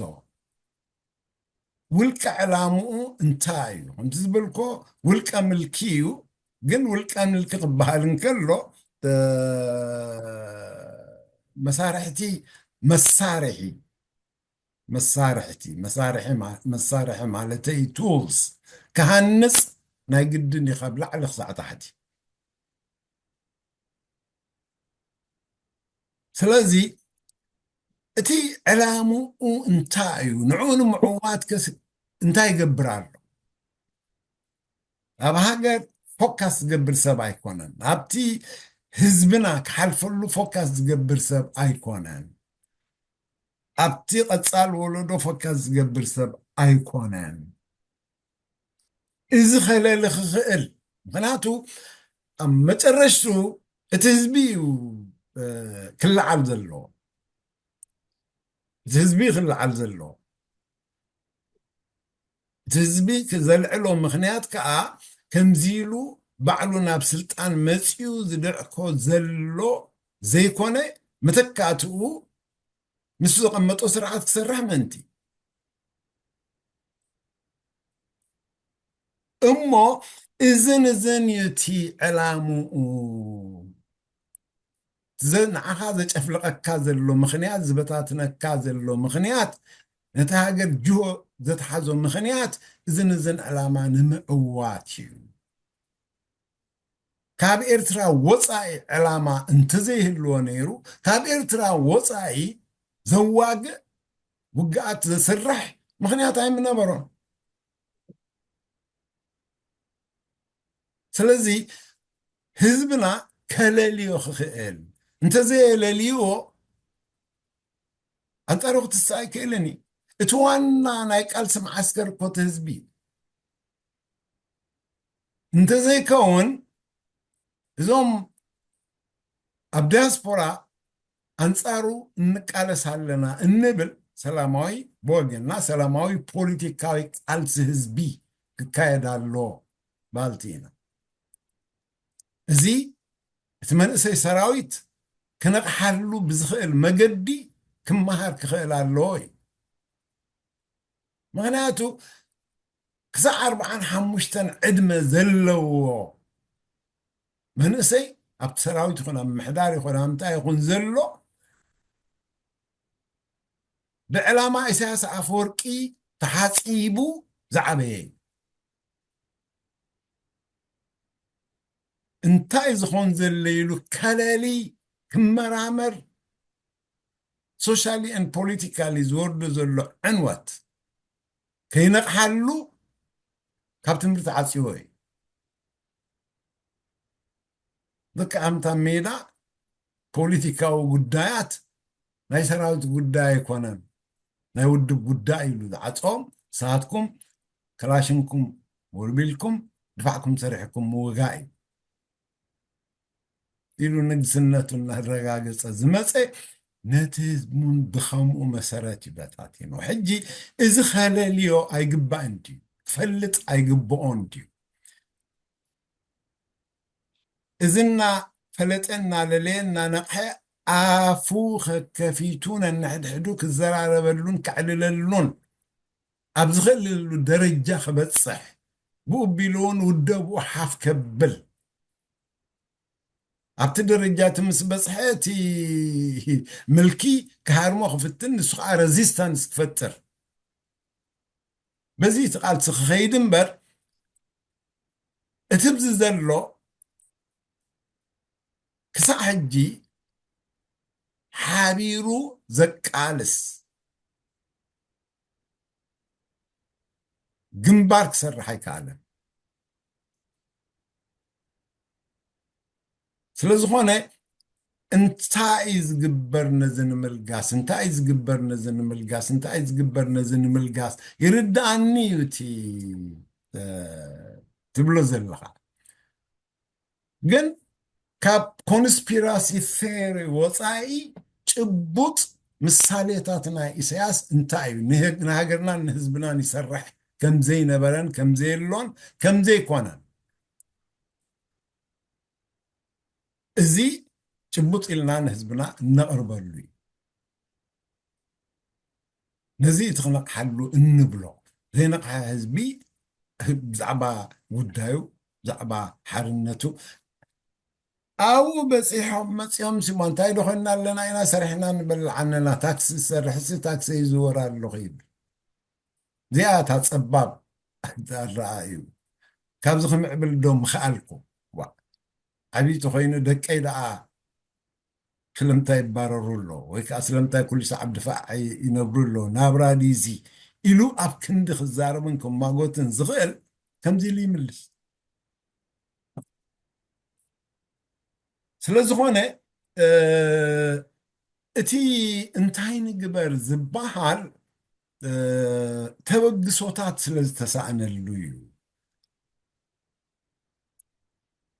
ንሕና ብፍላይ ከዓ ከም ንጋባእ ደቂ ሃገር ህዝብና እናተጋበአ ጉዳይ ክሰርሕ ክኽእል ምእንቲ እቲ እንፈልጦ ሓበሬታ ካብኡ ዝተዓፅኦ እንተደኣ ኮይኑ ከነተሓላልፈሉ ክንክእል እዩ ነቲ ውሽጢ ዘሎን ነቲ ብደገ ዘሎን እዚ ልአ ክምልሰልካ ዝኽእል ረዳይ ኢሉ ሓፍ ኣቢሉ ኣሎ ረዳ ዝጊ ናባኻ ሰላም ኣለኹ ድምፂ ስለክመፅንሕ ንእሽተይ ርእቶ ኣብታ ናይዛ ርክብ ቴማ ተፃሒፋ ዘላ ደው ክነብሎ ዶ ንኽእል እቲ እወ ድብል እንድያ ብኸመይ ንቕይሮ እወ ኣነ እንታይ ዝብል ሕጂ ኣብቲ ዝነበርክዎ እቲ ቀደም ናይ ሜዳ ስኩም ትፈልጡ ዝያዳ ካብታ ዝፈልጦ ኣነ እቲ ማለት ኢሳያስ ማለት ናቱ ርእሲ ዘለዎም ከዓ እዚኦም ብዙሓት ኣብ ኤርትራ ከም ዘሎ ፍሉጥ ነገር እዩ ሓደ እሱ ይኮነን እሱ ጥራሕቲ ሓሳቢ ክሳይ ዝገብር ድሓር እቲ ዕላምኡ ብኣቶም በቶም ታሕተዎት ክሳዕ እቲ መራሒ መስርዕ ኣቢሉ እዩ ዝገብሮ ኣነ ካብ ዝፈልጦስ ኣብቲ ሰራዊት ዋላ ከይተረፈስ ኤርትራስ ብኤርትራውያን ተመሓዲራ እያ ትፈልጥ እያ ኢለ ክዛረብ ባዕት ክነብረኩም